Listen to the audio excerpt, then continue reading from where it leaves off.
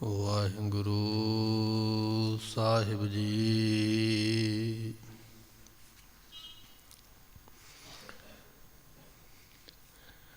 ਆਵੋ ਸਿੱਖ ਸਤਿਗੁਰੂ ਕੇ ਪਿਆਰੇ ਹੋ, ਗਾਵੋ ਸੱਚੀ ਬਾਣੀ। ਬਾਣੀ ਤਾਂ ਗਾਵੋ ਗੁਰੂ ਕੇਰੀ, ਬਾਣੀਆ ਸਿਰ ਬਾਣੀ।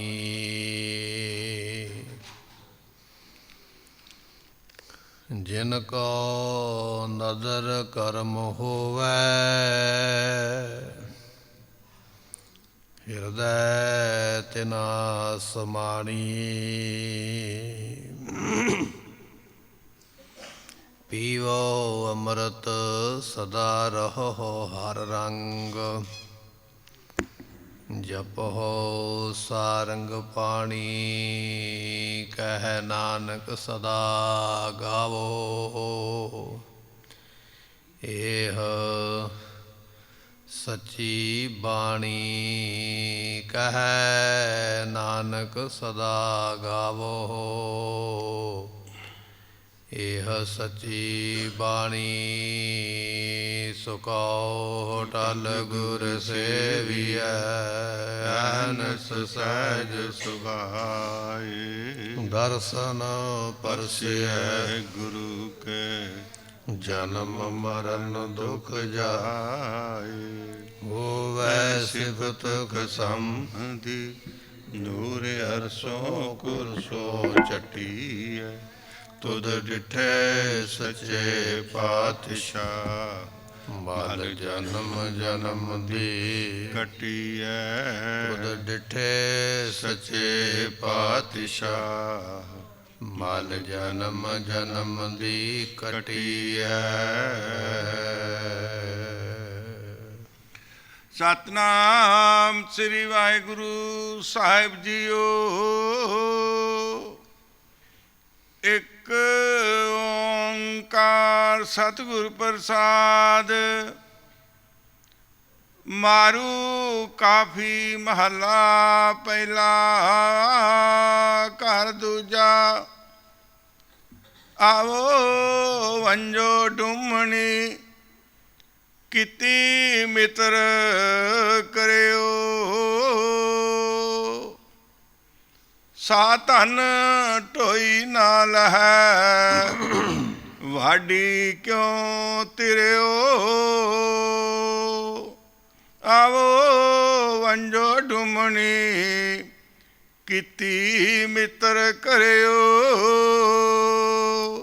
ਵਾਹਿਗੁਰੂ ਜੀ ਕਾ ਖਾਲਸਾ, ਵਾਹਿਗੁਰੂ ਜੀ ਕੀ ਫਤਿਹ। ਸਤਿਗੁਰਾਂ ਦੀ ਸਾਜੀ ਨਵਾਜੀ ਗੁਰੂ ਕੀ ਸੰਗਤ।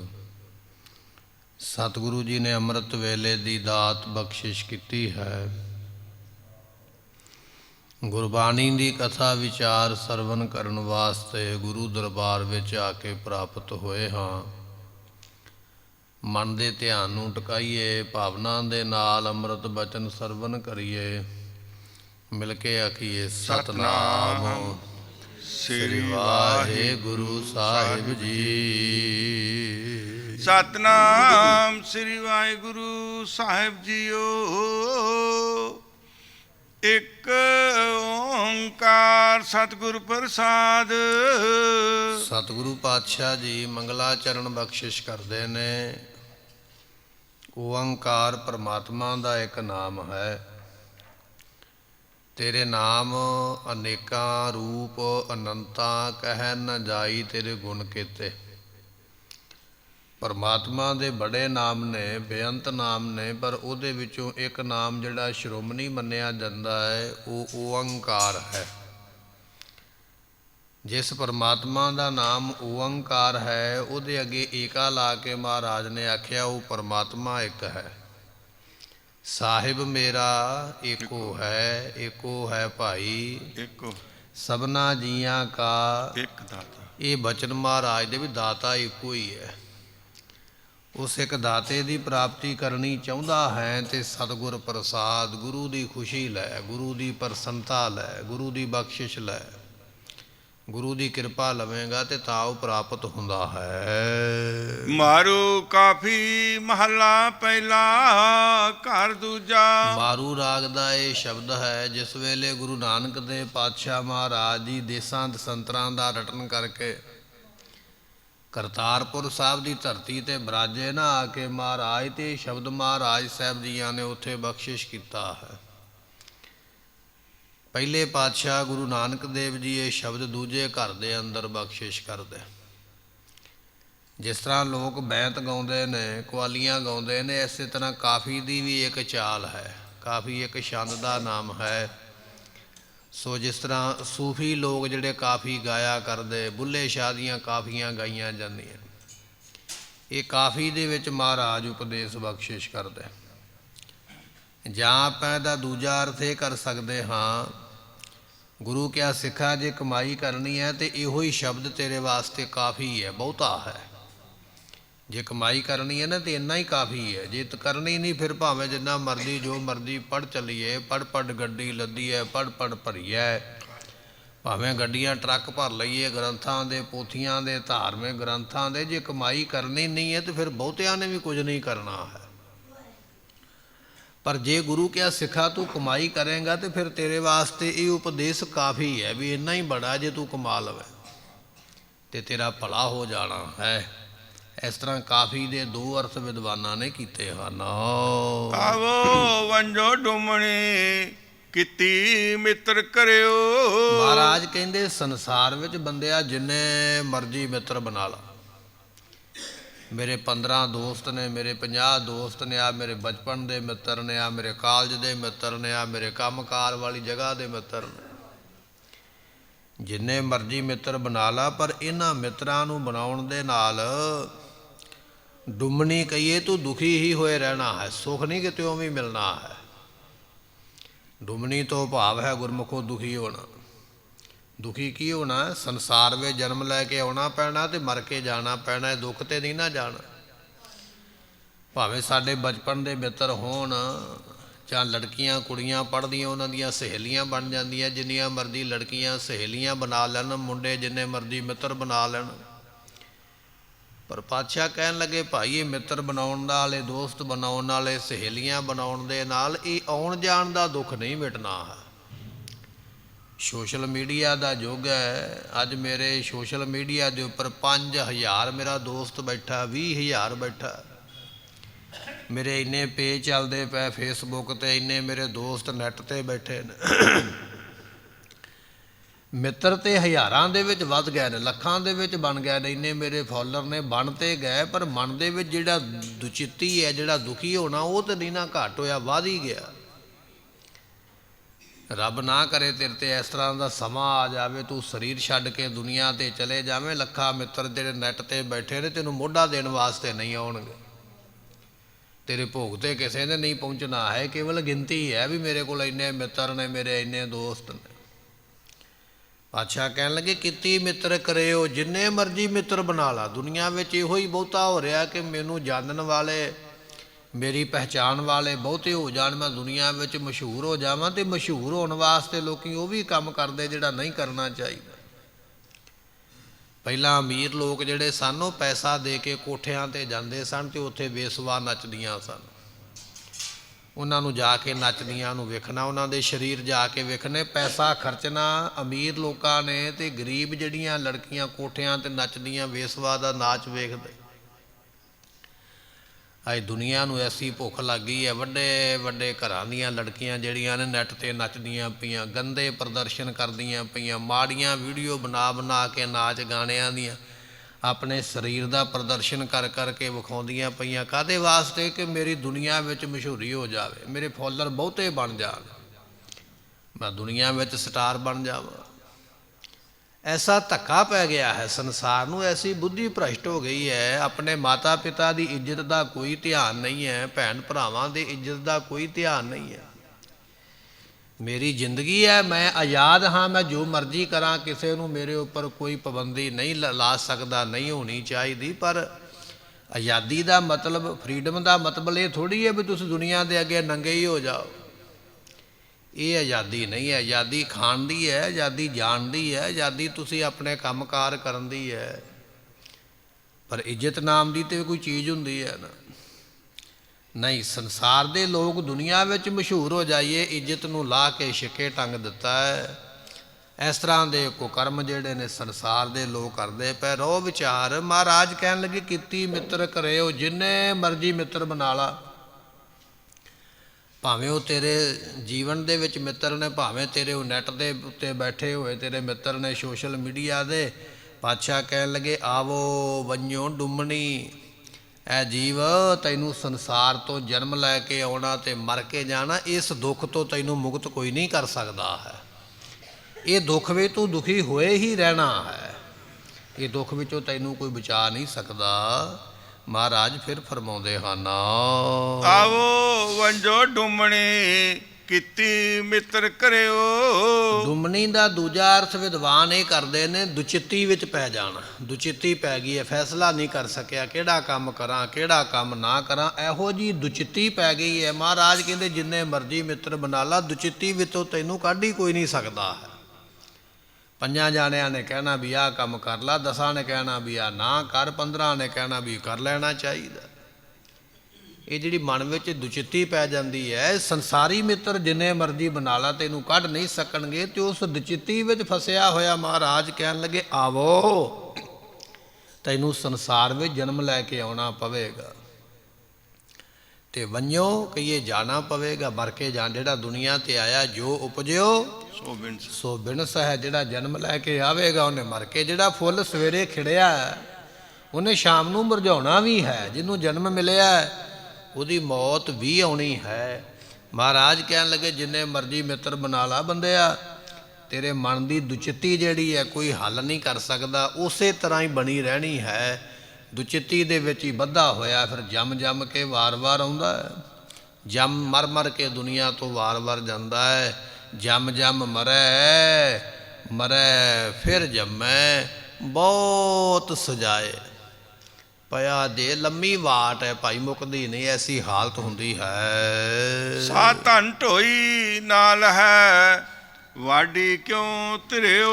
ਮਹਾਰਾਜ ਕਹਿਣ ਲੱਗੇ ਭਾਈ ਬਚਨ ਇਹ ਹੈ ਕਿ ਜਿੰਨੇ ਮਰਜ਼ੀ ਇਹ ਜੀਵ ਇਸਤਰੀ ਜਿਹੜੀ ਹੈ ਜਿੰਨੇ ਮਰਜ਼ੀ ਸਾਧਨ ਕਰ ਲਵੇ, ਸਾਧਨ ਤੋਂ ਭਾਵ ਹੈ ਇਹ ਜੀਵ ਰੂਪ ਇਸਤਰੀ।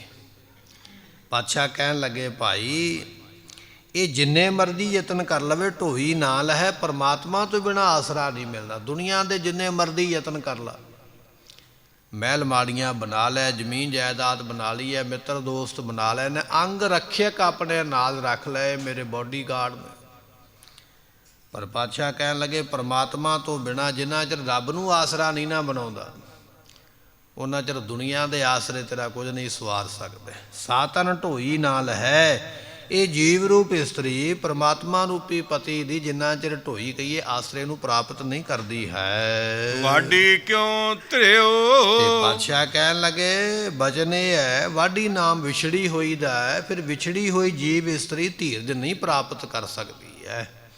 ਪਰਮਾਤਮਾ ਹੀ ਹੈ ਜਿਸ ਨੂੰ ਪ੍ਰਾਪਤ ਕਰਕੇ ਧੀਰਜ ਆਉਂਦਾ ਹੈ। ਉਹਦੇ ਤੋਂ ਬਿਨਾਂ ਇਸ ਜੀਵ ਇਸਤਰੀ ਨੂੰ ਕੋਈ ਧੀਰਜ ਦੇ ਨਹੀਂ ਸਕਦਾ, ਹੌਸਲਾ ਕੋਈ ਦੇ ਨਹੀਂ ਸਕਦਾ ਹੈ। ਮੈਂਡਾ ਮਨ ਰਤਾ ਆਪਣੇ ਪਿਰ ਨਾਲ। ਸਤਿਗੁਰੂ ਕਹਿਣ ਲੱਗੇ ਮੈਂਡਾ ਤੋਂ ਭਾਵ ਹੈ ਮੇਰਾ ਮੁਲਤਾਨੀ ਬੋਲੀ ਹੈ। ਜਿਹੜੇ ਮੁਲਤਾਨ ਦੇ ਲੋਕ ਨੇ ਨਾ, ਜਾਂ ਝੰਗ ਦੇ ਲੋਕ ਨੇ, ਝੰਗ ਸਿਆਲ ਆਪਾਂ ਕਹਿ ਦਿੰਦੇ, ਪਾਕਿਸਤਾਨ ਦੇ ਇਲਾਕੇ ਨੇ, ਉਹਨਾਂ ਦੀ ਇਹ ਬੋਲੀ ਹੈ। ਮੈਂਡਾ ਤੈਂਡਾ ਕਰਕੇ ਬੋਲਦੇ। ਮਹਾਰਾਜ ਕਹਿਣ ਲੱਗੇ ਮੈਂਡਾ ਮਨ ਰੱਤਾ, ਮੇਰਾ ਮਨ ਪਰਮਾਤਮਾ ਦੇ ਨਾਲ ਰੰਗਿਆ ਗਿਆ ਹੈ। ਜਿਨ੍ਹਾਂ ਗੁਰਮੁਖਾਂ ਦਾ ਰੰਗਿਆ ਗਿਆ ਆਪਣੜਾ ਪਿਰ ਨਾਲ, ਉਹ ਹਮੇਸ਼ਾ ਹੀ ਆਪਣੇ ਪਤੀ ਪਰਮਾਤਮਾ ਦੇ ਨਾਲ ਹੀ ਰਹਿੰਦੇ। ਸਦਾ ਹੀ ਇਹ ਗੱਲ ਕਹਿੰਦੇ ਸਦਾ ਅੰਗ ਸੰਗੇ ਆਪੰਗੰ ਬਪੂਤੇ ਜਹ ਜਾਈਏ ਤਹਾਂ ਸੁਹੇਲੇ ਕਰ ਕਿਰਪਾ ਪ੍ਰਭ ਮੇਲੇ। ਉਹਨਾਂ ਦੀ ਅਵਸਥਾ ਇਹ ਬਣ ਗਈ ਹੈ ਵੀ ਜਿੱਥੇ ਮੈਂ ਜਾਂਦਾ ਪਰਮਾਤਮਾ ਉੱਥੇ ਹੀ ਮੇਰੇ ਨਾਲ ਹੈ। ਮਹਾਰਾਜ ਕਹਿਣ ਲੱਗੇ ਭਾਈ ਆਪਣੜੇ ਪਿਰ ਨਾਲ ਮੈਂਡਾ ਮਨ, ਜਿਨ੍ਹਾਂ ਦਾ ਪਤੀ ਪਰਮਾਤਮਾ ਦੇ ਨਾਲ ਮਨ ਮਿਲ ਗਿਆ ਹੈ, ਉਹਨਾਂ ਦਾ ਮਨ ਹਰ ਵੇਲੇ ਪਰਮਾਤਮਾ ਵਿੱਚ ਹੀ ਰਹਿੰਦਾ ਹੈ, ਕਿਉਂਕਿ ਉਹ ਹਰ ਵੇਲੇ ਰਾਮ ਰਾਮ ਹੀ ਕਰਦੇ ਰਹਿੰਦੇ। ਤੇ ਪ੍ਰਮਾਤਮਾ ਉਹਨਾਂ ਦੇ ਨਾਲ ਹਰ ਵੇਲੇ ਮਿਲਿਆ ਰਹਿੰਦਾ ਹੈ। ਹਉ ਘੋਲ ਕਮਾਈ ਖੰਨੀਐ ਕੀਤੀ। ਮਹਾਰਾਜ ਕਹਿਣ ਲੱਗੇ ਹਉ ਘੋਲ ਘੁਮਾਈ, ਮੈਂ ਮਨ ਕਰਕੇ ਜਿਹੜਾ ਹੈ ਘੋਲ ਘੁਮਾਈ ਸਦਕੇ ਜਾਣਾ ਕਰਾਂ।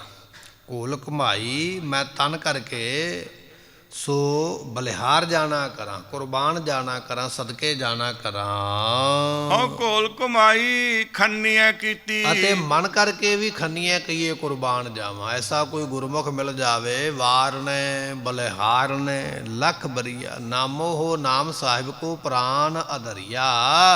ਜਿਹੜਾ ਪ੍ਰਾਣਾਂ ਦਾ ਆਸਰਾ ਹੈ ਉਹਦੇ ਤੋਂ ਬਲਿਹਾਰ ਜਾਈਏ, ਕੁਰਬਾਨ ਜਾਈਏ, ਸਦਕੇ ਜਾਈਏ। ਬੇਨਤੀ ਕਰਦੇ ਪਏ ਹੋਂ ਘੋਲ ਘੁਮਾਈ, ਮੈਂ ਤਨ ਕਰਕੇ ਵੀ ਕੁਰਬਾਨ ਜਾਣਾ ਕਰਾਂ, ਸਦਕੇ ਜਾਣਾ ਕਰਾਂ। ਖੰਡੀਆਂ ਕੀਤੀ ਤਨ ਕਰਕੇ ਵੀ ਕੁਰਬਾਨ ਜਾਈਏ। ਇਸ ਤਰ੍ਹਾਂ ਸਤਿਗੁਰੂ ਕਿਰਪਾ ਕਰ ਦੇਵੇ। ਇੱਕ ਭੋਰੀ ਨਦਰ ਨਿਹਾਲ। ਕਿਉਂਕਿ ਭੋਰੀ ਨਾਮ ਹੈ ਭੋਲੀ ਦਾ, ਜਿਹਨੂੰ ਆਪਾਂ ਕਹਿ ਦਿੰਦੇ ਵੀ ਇਹ ਤੇ ਭੋਲਾ ਹੀ ਹੈ, ਇਹਨੂੰ ਦੁਨੀਆਦਾਰੀ ਦੀ ਸਮਝ ਹੀ ਕੋਈ ਨਹੀਂ। ਮਹਾਰਾਜ ਮੈਂ ਬੜਾ ਹੀ ਭੋਲਾ ਹਾਂ, ਪਰ ਮੈਂ ਇੱਕੋ ਹੀ ਤੇਰੇ ਤੋਂ ਕਿਰਪਾ ਚਾਹੁੰਦਾ ਹਾਂ। ਮੇਰੇ ਤੇ ਭੋਰੀ ਨਾਮ ਹੈ, ਥੋੜ੍ਹੀ ਜਿੰਨੀ ਕਿਰਪਾ ਕਰ ਦੇ, ਮੈਂ ਬਹੁਤੀ ਨਹੀਂ ਚਾਹੁੰਦਾ ਹਾਂ। ਬਹੁਤੀ ਕਿਰਪਾ ਦੀ ਲੋੜ ਨਹੀਂ ਹੈ। ਕਿਨਕਾ ਇੱਕ ਜਿਸ ਜੀ ਬਸਾਵੈ ਤਾਕੀ ਮਹਿਮਾ। ਮਹਾਰਾਜ ਥੋੜ੍ਹੀ ਜੀ ਕਿਰਪਾ ਕਰ ਦਿਓ, ਭੋਰੀ ਕੋ ਜਿੰਨੀ, ਥੋੜ੍ਹੀ ਜੀ ਕਿਰਪਾ ਕਰਕੇ ਮੇਰੇ ਵੱਲ ਤੱਕ ਲਓ ਇੱਕ ਵਾਰੀ ਮਿਹਰ ਦੀ ਨਜ਼ਰ ਦੇ ਨਾਲ। ਮਹਾਰਾਜ ਮੈਂ ਭੋਰੀ ਕਹੀਏ ਭੋਲਾ ਹਾਂ, 2-3 ਅਰਥ ਕੀਤੇ ਭੋਰੀ ਦੇ। ਭੋਰੀ ਤੋਂ ਭਾਵ ਮੈਂ ਭੋਲਾ ਹਾਂ, ਅਣਜਾਣ ਹਾਂ ਮਹਾਰਾਜ, ਬੇਸਮਝਾ, ਨਹੀਂ ਪਤਾ ਦੁਨੀਆਦਾਰੀ ਦਾ। ਤੇ ਭੋਰੀ ਕਹੀਏ ਥੋੜ੍ਹੀ ਜੀ ਕਿਰਪਾ ਕਰ ਦਿਓ, ਬਹੁਤੀ ਨਹੀਂ ਚਾਹੀਦੀ ਹੈ। ਤੇ ਜਦੋਂ ਕਿਰਪਾ ਦ੍ਰਿਸ਼ਟੀ ਦੇ ਨਾਲ ਮੈਨੂੰ ਨਿਹਾਲ ਕਰ ਦੇਵੋਗੇ, ਫਿਰ ਭੋਰੀ ਨਾਮ ਹੈ ਦਿਨ ਦਾ। ਮੇਰੇ ਵਾਸਤੇ ਉਸ ਵੇਲੇ ਗਿਆਨ ਰੂਪੀ ਦਿਨ ਚੜ੍ਹ ਜਾਵੇਗਾ। ਜਿਵੇਂ ਸੂਰਜ ਚੜ੍ਹਦਾ ਤੇ ਹਨੇਰਾ ਦੌੜ ਜਾਂਦਾ ਹੈ, ਜਿਨ੍ਹਾਂ ਨੂੰ ਗਿਆਨ ਦਾ ਸੂਰਜ ਪ੍ਰਾਪਤ ਹੋ ਜਾਂਦਾ, ਅਗਿਆਨਤਾ ਦਾ ਹਨੇਰਾ ਉਹਨਾਂ ਦਾ ਦੂਰ ਹੋ ਜਾਂਦਾ ਹੈ। ਐਸੀ ਮੇਰੇ ਤੇ ਕਿਰਪਾ ਕਰੋ। ਰਹਾਉ ਪੀੜੇ ਦੁਹਾਗਣੀ ਸਹੁਰੜੇ ਕਿਉਂ ਜਾਓ। ਸਤਿਗੁਰੂ ਦੁਨੀਆ ਦੀ ਉਦਾਹਰਨ ਦਿੰਦੇ, ਜਿਹੜੀਆਂ ਲੜਕੀਆਂ ਪੇਕੇ ਘਰ ਰਹਿੰਦੀਆਂ, ਪੇਕੇ ਘਰ ਰਹਿ ਕੇ ਉਹਨਾਂ ਨੇ ਕੁਝ ਨਹੀਂ ਸਿੱਖਿਆ ਵੀ ਬਰਤਨ ਕਿਵੇਂ ਮਾਂਜੀ ਦੇ, ਪ੍ਰਸ਼ਾਦਾ ਕਿਵੇਂ ਬਣਾਈ ਦਾ। ਪਹਿਲੇ ਸਮੇਂ ਵਿੱਚ ਲੋਕ ਸਿਲਾਈ ਕਢਾਈ ਵਗੈਰਾ ਵੀ ਸਿਖਾਉਂਦੇ। ਅੱਜ ਦਾ ਨਵਾਂ ਸਮਾਂ ਵੀ ਨਵੇਂ ਕੋਰਸ ਕਰਵਾ ਦਿੰਦੇ। ਕਹਿਣ ਲੱਗੇ ਵੀ ਜਿਸ ਬੀਬੀ ਨੇ ਪੇਕੇ ਘਰ ਵਿੱਚ ਰਹਿ ਕੇ ਸਿੱਖਿਆ ਹੀ ਕੁਝ ਨਹੀਂ ਹੈ, ਵੀ ਕਰਨਾ ਕੀ ਹੈ। ਤੇ ਪਾਤਸ਼ਾਹ ਕਹਿਣ ਲੱਗੇ ਫਿਰ ਸਹੁਰੇ ਘਰ ਵਿੱਚ ਉਹ ਦੁਹਾਗਣ ਕਹੀਏ ਛੁੱਟੜ ਹੀ ਰਹਿੰਦੀ ਹੈ। ਸਹੁਰੇ ਘਰ ਵਿੱਚ ਮਾਣ ਸਨਮਾਨ ਕੋਈ ਨਹੀਂ ਮਿਲਦਾ ਹੈ। ਘਰ ਵਾਲੇ ਪਤੀ ਦੇ ਨਾਲ ਵੀ ਝਗੜਾ ਰਹਿੰਦਾ ਹੈ, ਦਰਾਣੀਆਂ ਜਠਾਣੀਆਂ ਦੇ ਨਾਲ, ਸੱਸ ਦੇ ਨਾਲ, ਹੋਰਾਂ ਸਾਰਿਆਂ ਦੇ ਨਾਲ ਝਗੜਾ ਹੀ ਬਣਿਆ ਰਹਿੰਦਾ ਹੈ। ਸਾਰੇ ਹੀ ਮਿਹਣਾ ਮਾਰਦੇ ਵੀ ਇਹਨੂੰ ਕਿੱਥੋਂ ਲੈ ਆਂਦਾ, ਇਹਨੂੰ ਤਾਂ ਪਤਾ ਹੀ ਨਹੀਂ ਹੈ ਨਾ ਬਹਿਣ ਦਾ, ਨਾ ਉੱਠਣ ਦਾ, ਨਾ ਖਾਣ ਦਾ, ਨਾ ਪੀਣ ਦਾ, ਨਾ ਕੱਪੜੇ ਪਾਉਣ ਦਾ ਇਹਨੂੰ ਚੱਜ ਹੈ, ਨਾ ਇਹਨੂੰ ਬੁਲਾਉਣ ਦਾ ਚੱਜ ਹੈ, ਨਾ ਇਹਨੂੰ ਬਣਾਉਣ ਦਾ ਚੱਜ ਹੈ। ਮਾਨ ਨਹੀਂ ਨਾ ਮਿਲਿਆ, ਸਨਮਾਨ ਨਹੀਂ ਮਿਲਿਆ। ਕਿਉਂ ਨਹੀਂ ਮਿਲਿਆ? ਕਿਉਂਕਿ ਪੇਕੇ ਘਰ ਵਿੱਚ ਉਹ ਸਿੱਖ ਕੇ ਨਹੀਂ ਆਈ ਹੈ ਦੁਨੀਆਦਾਰੀ ਵਿੱਚ ਵਿਚਰਨਾ ਕਿਵੇਂ ਹੈ। ਜੇ ਪੇਕੇ ਘਰ ਵਿੱਚ ਆਪਣੀ ਮਾਂ ਤੋਂ, ਆਪਣੀਆਂ ਭਰਜਾਈਆਂ ਤੋਂ, ਆਪਣੀਆਂ ਭੈਣਾਂ ਤੋਂ, ਆਪਣੇ ਹੋਰ ਰਿਸ਼ਤੇਦਾਰਾਂ, ਭੂਆ ਤੋਂ, ਮਾਸੀਆਂ ਤੋਂ ਕੋਈ ਸਿੱਖਿਆ ਹੁੰਦਾ, ਕੋਈ ਗੁਣ ਲਿਆ ਹੁੰਦਾ, ਤੇ ਸਹੁਰੇ ਘਰ ਵਿੱਚ ਉਹ ਮਾਣ ਸਨਮਾਨ ਪਾ ਲੈਂਦੇ। ਪਰ ਕੁਝ ਨਹੀਂ ਸਿੱਖਿਆ। ਹਮ ਹੀ ਹਮ ਹੈ, ਬਸ ਮੈਂ ਹੀ ਮੈਂ ਹਾਂ। ਸਾਰਾ ਦਿਨ ਸੀਸੇ ਦੇ ਅੱਗੇ, ਅੱਜ ਕੱਲ੍ਹ ਨਵਾਂ ਜ਼ਮਾਨਾ, ਨਵੀਆਂ ਕੁੜੀਆਂ ਅੱਜ ਕੱਲ੍ਹ ਬਸ ਸੀਸੇ ਅੱਗੇ ਬੈਠਣਾ ਆਉਂਦਾ, ਹੋਰ ਕੱਖ ਨਹੀਂ ਕਰਨਾ ਆਉਂਦਾ। ਨਵੇਂ ਬੱਚਿਆਂ ਦੀ ਹਾਲਤ ਐਸੀ ਹੈ। ਤੇ ਜੇ ਕੋਈ ਪੁੱਛੇ ਵੀ ਭਾਈ ਬਣਾਉਣਾ ਵਗੈਰਾ ਸਿੱਖ ਲਾ, ਕਹਿਣ ਲੱਗੇ ਕੋਈ ਨਹੀਂ, ਹੁਣ ਤੇ ਦੁਕਾਨਾਂ ਹੀ ਬਣੀਆਂ, ਫੋਨ ਕਰਾਂਗੇ ਤੇ ਬਣਿਆ ਬਣਾਇਆ ਹੀ ਪ੍ਰਸ਼ਾਦਾ ਆ ਜਾਣਾ, ਸਿੱਖਣ ਦੀ ਕੀ ਲੋੜ। ਪਰ ਬਣਿਆ ਬਣਾਇਆ ਰੋਜ਼ ਨਹੀਂ ਨਾ ਛਕਿਆ ਜਾਣਾ, ਬਣਾਉਣਾ ਹੀ ਪੈਣਾ ਕਦੇ ਨਾ ਕਦੇ ਘਰ। ਰੋ ਵਿਚਾਰ। ਮਹਾਰਾਜ ਕਹਿਣ ਲੱਗੇ ਪੀੜ ਜਿਹੜੀ ਲੜਕੀ ਪੇਕੇ ਘਰ ਵਿੱਚ ਸਿੱਖਦੀ ਕੁਝ ਨਹੀਂ ਨਾ, ਗਿਆਨ ਨਹੀਂ ਨਾ ਲੈਂਦੀ ਹੈ, ਉਹ ਸਹੁਰੜ ਹੈ। ਸਹੁਰੇ ਘਰ ਜਾ ਕੇ ਕਿਵੇਂ ਮਾਣ ਸਨਮਾਨ ਪਾਵੇਗੀ। ਇਹ ਦੁਨੀਆ ਦੀ ਉਦਾਹਰਨ ਹੈ। ਹੁਣ ਗੁਰਮੁਖੋ ਪੇਕਾ ਘਰ ਇਹ ਹੈ ਜਿੱਥੇ ਅਸੀਂ ਜਨਮ ਲੈ ਕੇ ਆਏ ਆ। ਲੜਕੀ ਦਾ ਪੇਕਾ ਘਰ ਉਹੀ ਹੁੰਦਾ ਨਾ ਜਿੱਥੇ ਜਨਮ ਹੋਇਆ ਹੁੰਦਾ। ਤੇ ਸਾਡਾ ਜਨਮ ਇੱਥੇ ਹੋਇਆ ਇਸ ਦੁਨੀਆ ਵਿੱਚ, ਸਾਡਾ ਵੀ ਤੇ ਪੇਕਾ ਘਰ ਹੀ ਹੋਇਆ। ਇੱਥੇ ਰਹਿ ਕੇ ਅਸੀਂ ਇਹ ਨਹੀਂ ਸਿੱਖਿਆ ਵੀ ਸੇਵਾ ਕਿਵੇਂ ਕਰੀਦੀ ਹੈ, ਬਾਣੀ ਕਿਵੇਂ ਪੜ੍ਹੀ ਦੀ ਹੈ, ਸਿਮਰਨ ਕਿਵੇਂ ਕਰੀਦਾ ਹੈ, ਸਤਸੰਗਤ ਕਿਵੇਂ ਵਿੱਚ ਬੈਠੀਦਾ ਹੈ, ਪਰਉਪਕਾਰ ਕਿਵੇਂ ਕਰੀਦਾ, ਭਲਾ ਕਿਵੇਂ ਕਰੀਦਾ। ਇਹ ਨਹੀਂ ਸਿੱਖਿਆ ਇੱਥੇ ਆ ਕੇ ਕੁਝ ਵੀ। ਜੇ ਕਿਸੇ ਨੇ ਕਹਿ ਦਿੱਤਾ, ਕਹਿੰਦਾ ਸਮਾਂ ਹੀ ਨਹੀਂ ਹੈ। ਕਿਸੇ ਨੂੰ ਕਹਿ ਦਿਓ ਨਾ ਵੀ ਗੁਰਬਾਣੀ ਦੀ ਸੰਥਿਆ ਕਰ ਲਾ 5 ਮਿੰਟ, ਟਾਈਮ ਹੀ ਨਹੀਂ ਹੈ। ਕਿਸੇ ਨੂੰ ਕਹਿ ਦਿੱਤਾ ਸੇਵਾ ਕਰ ਲਾ, ਨਹੀਂ ਮੈਂ ਕੱਪੜੇ ਹੀ ਇੱਦਾਂ ਦੇ ਪਾਏ, ਹੁਣ ਬੈਠ ਹੀ ਨਹੀਂ ਸਕਦਾ, ਬੂਟ ਜਰਾਬਾਂ ਕਿਵੇਂ ਉਤਾਰਾਂਗਾ, ਕੱਪੜੇ ਕਿਵੇਂ, ਮੇਰੇ ਕੱਪੜੇ ਮੈਨੂੰ ਬੈਠਣ ਨਹੀਂ ਦਿੰਦੇ। ਸੰਗਤ ਵਿੱਚ ਚਲੇ ਜਾ, ਨਹੀਂ ਸੰਗਤ ਵਿੱਚ ਵੀ ਨਹੀਂ ਬੈਠਾ ਜਾਂਦਾ। ਅੰਮ੍ਰਿਤ ਵੇਲੇ ਉੱਠ ਪਿਆ ਕਰ ਭਾਈ, ਬਾਣੀ ਪੜ੍ਹ ਲਿਆ ਕਰ, ਨਹੀਂ ਰਾਤ ਨੂੰ ਮੈਂ 12 ਵਜੇ ਸੌਣਾ, ਮੋਬਾਈਲ ਵੇਖਣਾ ਪੈਂਦਾ, ਬੜਾ ਜ਼ਰੂਰੀ ਹੈ, ਅਤੇ ਸਵੇਰੇ ਮੇਰੇ ਤੋਂ ਉੱਠਿਆ ਨਹੀਂ ਜਾਂਦਾ। ਹੁਣ ਇਹ ਸਾਡਾ ਪੇਕਾ ਘਰ ਹੈ, ਅਸੀਂ ਚੰਗਾ ਗੁਣ ਇੱਥੋਂ ਕੋਈ ਨਹੀਂ ਸਿੱਖਿਆ। ਸਿਖਾਉਣ ਵਾਲਿਆਂ ਨੇ ਬੜਾ ਯਤਨ ਲਾਇਆ, ਸਪੀਕਰਾਂ ਵਿੱਚ ਬੜੇ ਹੋਕੇ ਦੇ ਦੇ ਕੇ ਸੁਣਾਇਆ, ਪਰ ਨਹੀਂ ਸਿੱਖਿਆ। ਤੇ ਮਹਾਰਾਜ ਕਹਿਣ ਲੱਗੇ ਜਿਹੜੀ ਇਸ ਮਾਤ ਲੋਕ ਪੇਕੇ ਘਰ ਵਿੱਚ ਫਿਰ ਨਹੀਂ ਨਾ ਸਿੱਖਦੀ, ਤੇ ਫਿਰ ਸਹੁਰੇ ਘਰ ਵਿੱਚ ਜਾ ਕੇ, ਸਹੁਰਾ ਘਰ ਕੀ ਹੈ? ਪਰਲੋਕ। ਉੱਥੇ ਫਿਰ ਦੁਹਾਗਣ ਹੈ, ਛੁੱਟੜ ਹੈ, ਉੱਥੇ ਫਿਰ ਪਰਮਾਤਮਾ ਪਤੀ ਉਹਨੂੰ ਨਹੀਂ ਮਿਲਿਆ ਹੈ, ਉੱਥੇ ਫਿਰ ਜਮਾਂ ਦੀ ਮਾਰ ਪੈਂਦੀ ਹੈ, ਬਹੁਤ ਭਾਰੀ ਸਜ਼ਾਵਾਂ ਪ੍ਰਾਪਤ ਕਰਦਾ ਹੈ। ਪੀੜ ਹੈ ਦੁਹਾਗਣੀ। ਇਸ ਮਾਤ ਲੋਕ ਰੂਪੀ ਪੇਕੇ ਘਰ ਵਿੱਚ ਜਿਹੜੀਆਂ ਜੀਵ ਰੂਪ ਇਸਤਰੀਆਂ ਛੁੱਟੜ ਹੋਈਆਂ ਹਨ, ਸਹੁਰੜੇ ਕਿਉਂ ਜਾਏ? ਉਹ ਪਰਲੋਕ ਅਰਥਾਤ ਲੋਕਾਂ ਤੋਂ ਪਰੇ ਜੋ ਪਰਮੇਸ਼ਰ ਹੈ, ਸੋ ਕਹਿਣ ਲੱਗੇ ਉਸ ਦੇ ਵਿੱਚ ਕਿਵੇਂ ਜਾ ਸਕਦੀ ਹੈ? ਭਾਵ ਕਿ ਪਰਮਾਤਮਾ ਵਿੱਚ ਕਿਵੇਂ ਅਭੇਦ ਹੋ ਸਕਦੀ ਹੈ? ਨਹੀਂ, ਪਰਮਾਤਮਾ ਨੂੰ ਉਹਨਾਂ ਚਿਰ ਨਹੀਂ ਮਿਲਿਆ ਜਾਣਾ ਹੈ ਜਿੰਨਾ ਚਿਰ ਇਸ ਲੋਕ ਦੇ ਵਿੱਚ ਸ਼ੁਭ ਗੁਣਾਂ ਨੂੰ ਪ੍ਰਾਪਤ ਨਹੀਂ ਕਰਦਾ।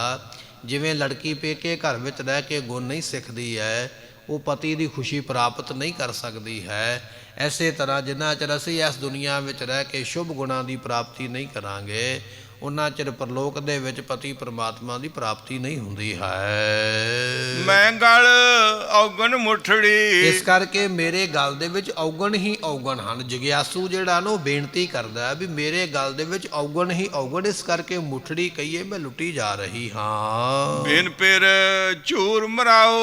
ਅਤੇ ਪਰਮਾਤਮਾ ਦੀ ਪ੍ਰਾਪਤੀ ਨਹੀਂ, ਇਸ ਕਰਕੇ ਮੈਂ ਝੂਰ ਝੂਰ ਕੇ ਦੁਖੀ ਹੋ ਕੇ ਮਰਦੀ ਪਈਆਂ, ਕਿਉਂਕਿ ਮੇਰੇ ਵਿੱਚ ਔਗਣ ਨੇ, ਮੇਰੇ ਔਗਣ ਹੀ ਮੈਨੂੰ ਵਾਰ-ਵਾਰ ਝੂਰਨ ਤੇ ਮਜਬੂਰ ਕਰਦੇ ਹਨ।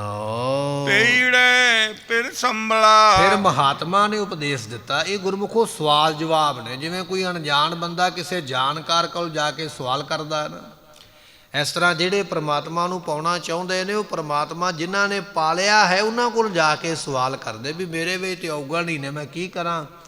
ਤੇ ਫਿਰ ਅੱਗੋਂ ਗੁਰਮੁਖ ਜਿਹੜੇ ਉਹ ਦੱਸਦੇ ਨੇ, ਕਹਿਣ ਲੱਗੇ ਭਾਈ ਪੀੜ ਹੈ ਫਿਰ ਸੰਭਲਾ। ਐਸ ਮਾਤ ਲੋਕ ਦੇ ਵਿੱਚ ਪਰਮਾਤਮਾ ਨੂੰ ਚੇਤੇ ਕਰਿਆ ਕਰ, ਯਾਦ ਕਰਿਆ ਕਰ, ਉਹਦੇ ਨਾਮ ਨੂੰ ਲਿਆ ਕਰ। ਸੋ ਜਿਹੜੀ ਜੀਵ ਰੂਪ ਇਸਤਰੀ ਐਸ ਸੰਸਾਰ ਰੂਪੀ ਮਾਤ ਲੋਕ ਦੇ ਵਿੱਚ ਪੇਕੇ ਘਰ ਵਿੱਚ ਪਰਮਾਤਮਾ ਨੂੰ ਚੇਤੇ ਕਰਦੀ ਹੈ, ਸਹੁਰੜੇ ਘਰ ਵਾਸ। ਤੇ ਫਿਰ ਸਹੁਰੇ ਘਰ ਪਰਲੋਕ ਦੇ ਵਿੱਚ ਸੁੱਖਾਂ ਦੇ ਵਿੱਚ ਵਸਦੀ ਹੈ।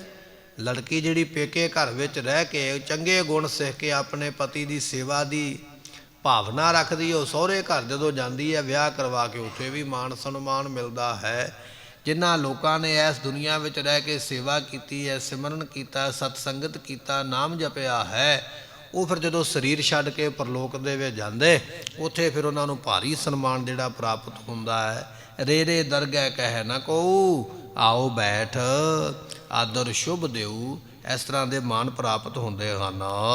ਸੁਖ ਸਵੰਦ ਸੁਹਾਗਣੀ ਪੀਰ ਪਾਇਆ ਗੁਣਤਾਸ। ਜਿਨ੍ਹਾਂ ਨੇ ਗੁਣਾਂ ਦੇ ਖਜ਼ਾਨੇ ਪਰਮਾਤਮਾ ਨੂੰ ਪਾਲਿਆ ਹੈ ਨਾ, ਉਹ ਜੀਵ ਰੂਪ ਇਸਤਰੀਆਂ ਫਿਰ ਕਹੀਏ ਸੁਖ ਸਬੰਧ, ਸੁਖ ਦੇ ਨਾਲ ਸੌਂਦੀ ਹੈ। ਜਿਸ ਜੀਵ ਨੇ ਪਤੀ ਪਰਮਾਤਮਾ ਨੂੰ ਪਾਲਿਆ ਹੈ, ਕਿਉਂਕਿ ਉਹ ਗੁਣਾਂ ਦਾ ਖਜ਼ਾਨਾ ਹੈ ਪਰਮਾਤਮਾ। ਸਾਰੇ ਗੁਣ ਪਰਮਾਤਮਾ ਕੋਲ ਹੀ ਆਉਂਦੇ ਜਿੰਨੇ ਸ਼ੁਭ ਗੁਣ ਨੇ, ਇਸ ਕਰਕੇ ਉਹਨੂੰ ਗੁਣਾਂ ਦਾ ਖਜ਼ਾਨਾ ਕਿਹਾ ਜਾਂਦਾ ਹੈ।